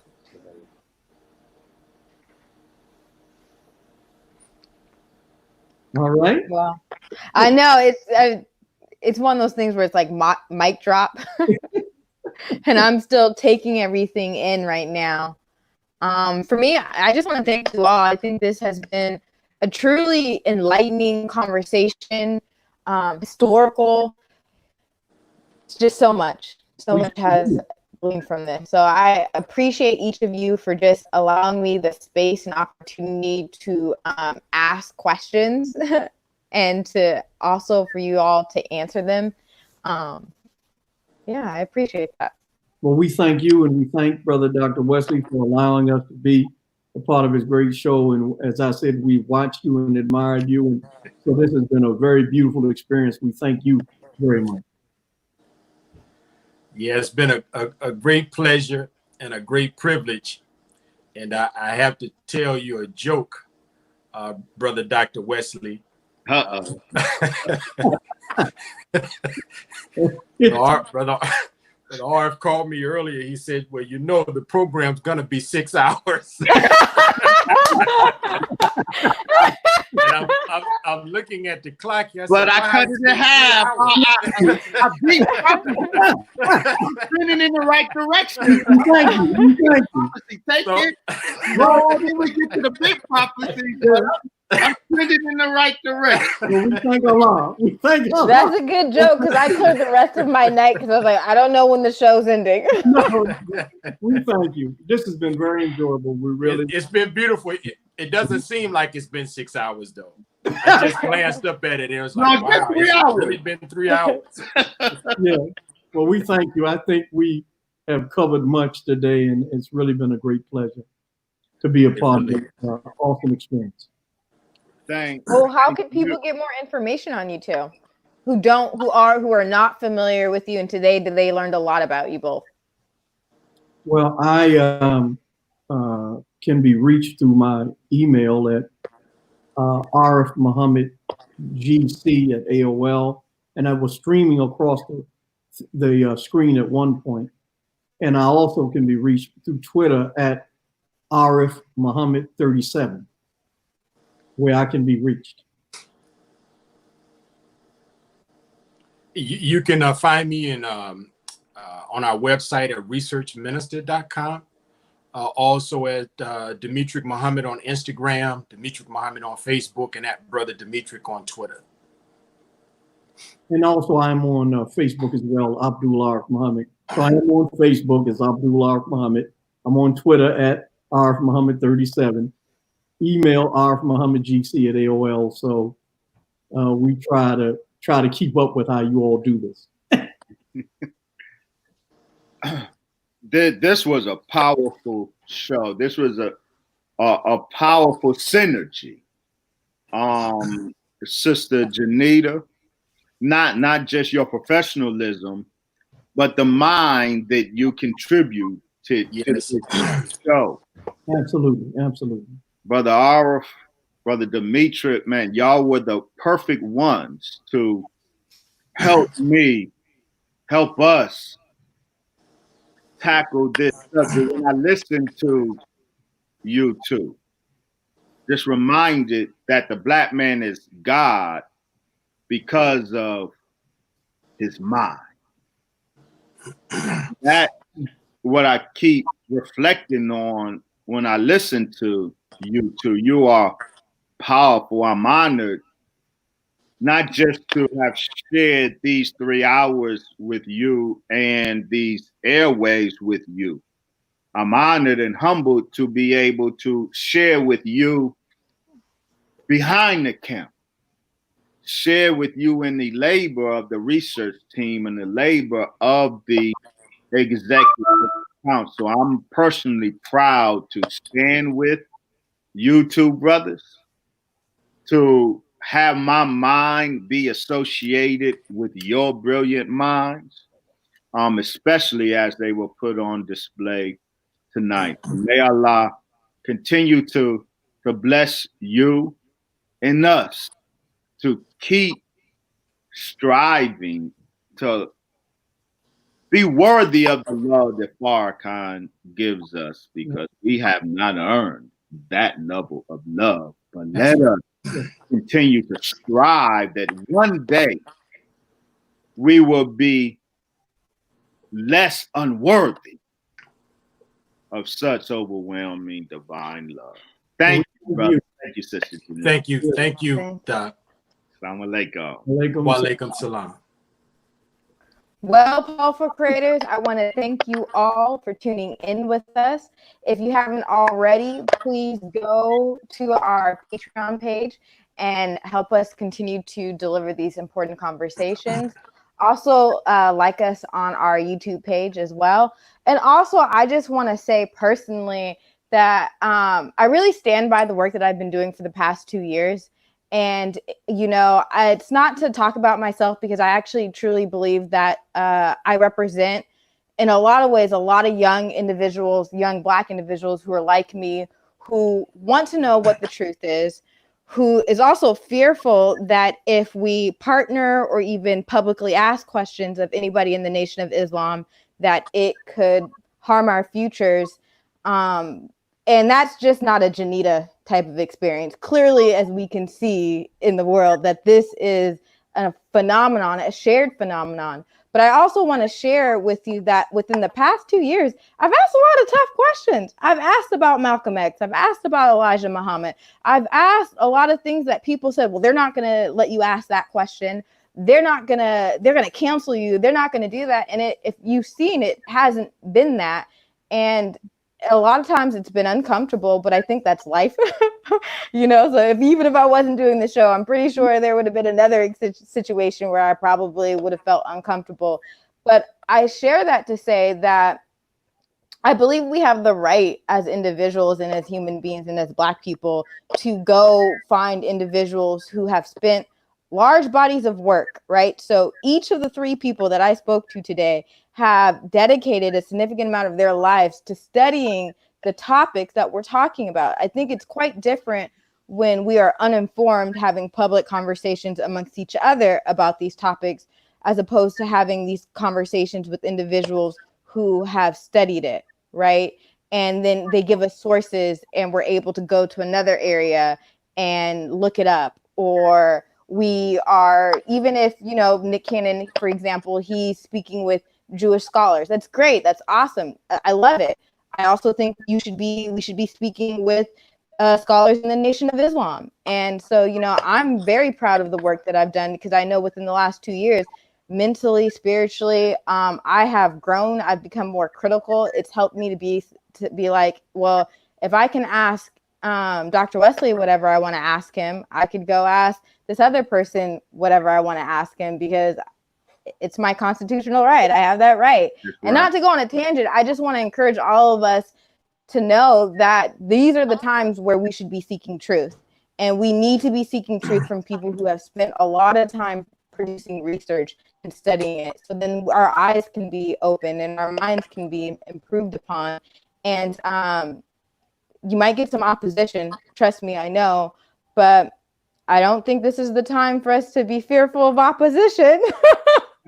So with with that, I just want to say I thank you all for tuning in. I'm always so humbled by how many people legitimately stay on our stream for hours and contribute to the dialogue. I know today we did not take any questions, but feel free to reach out to them or to send us questions, and then maybe we could do a part 2 at a later time. But I think today was just very powerful, and I appreciate you all for taking this journey with us. And I truly strongly encourage all young Black individuals to continue to research, and don't just trust what I'm saying. Take the journey, because it's kind of fun. So with that, thank you all for tuning in to this week's episode of Doing the Math with Dr. Wesley. Go ahead and subscribe to our YouTube channel, hit the Patreon page as well, and help us continue doing the work. And subscribe to drwesley.online. Please go and subscribe. Thank you. Thank you. A beautiful chalice, silver, in a cup that the chalice is placed in. Get the picture.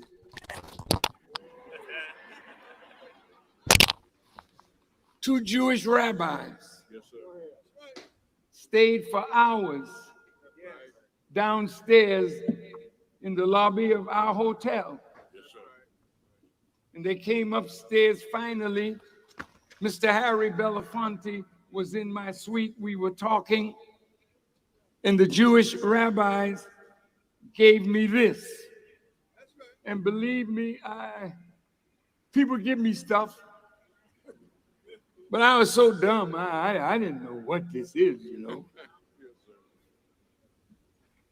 But I went home and I read the words. Yes, sir.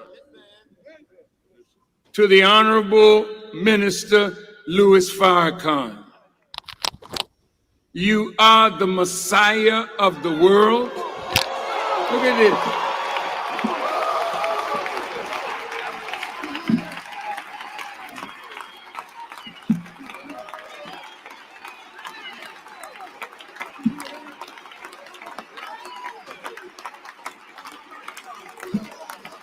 And you are the Messiah to every human who wants to be civilized.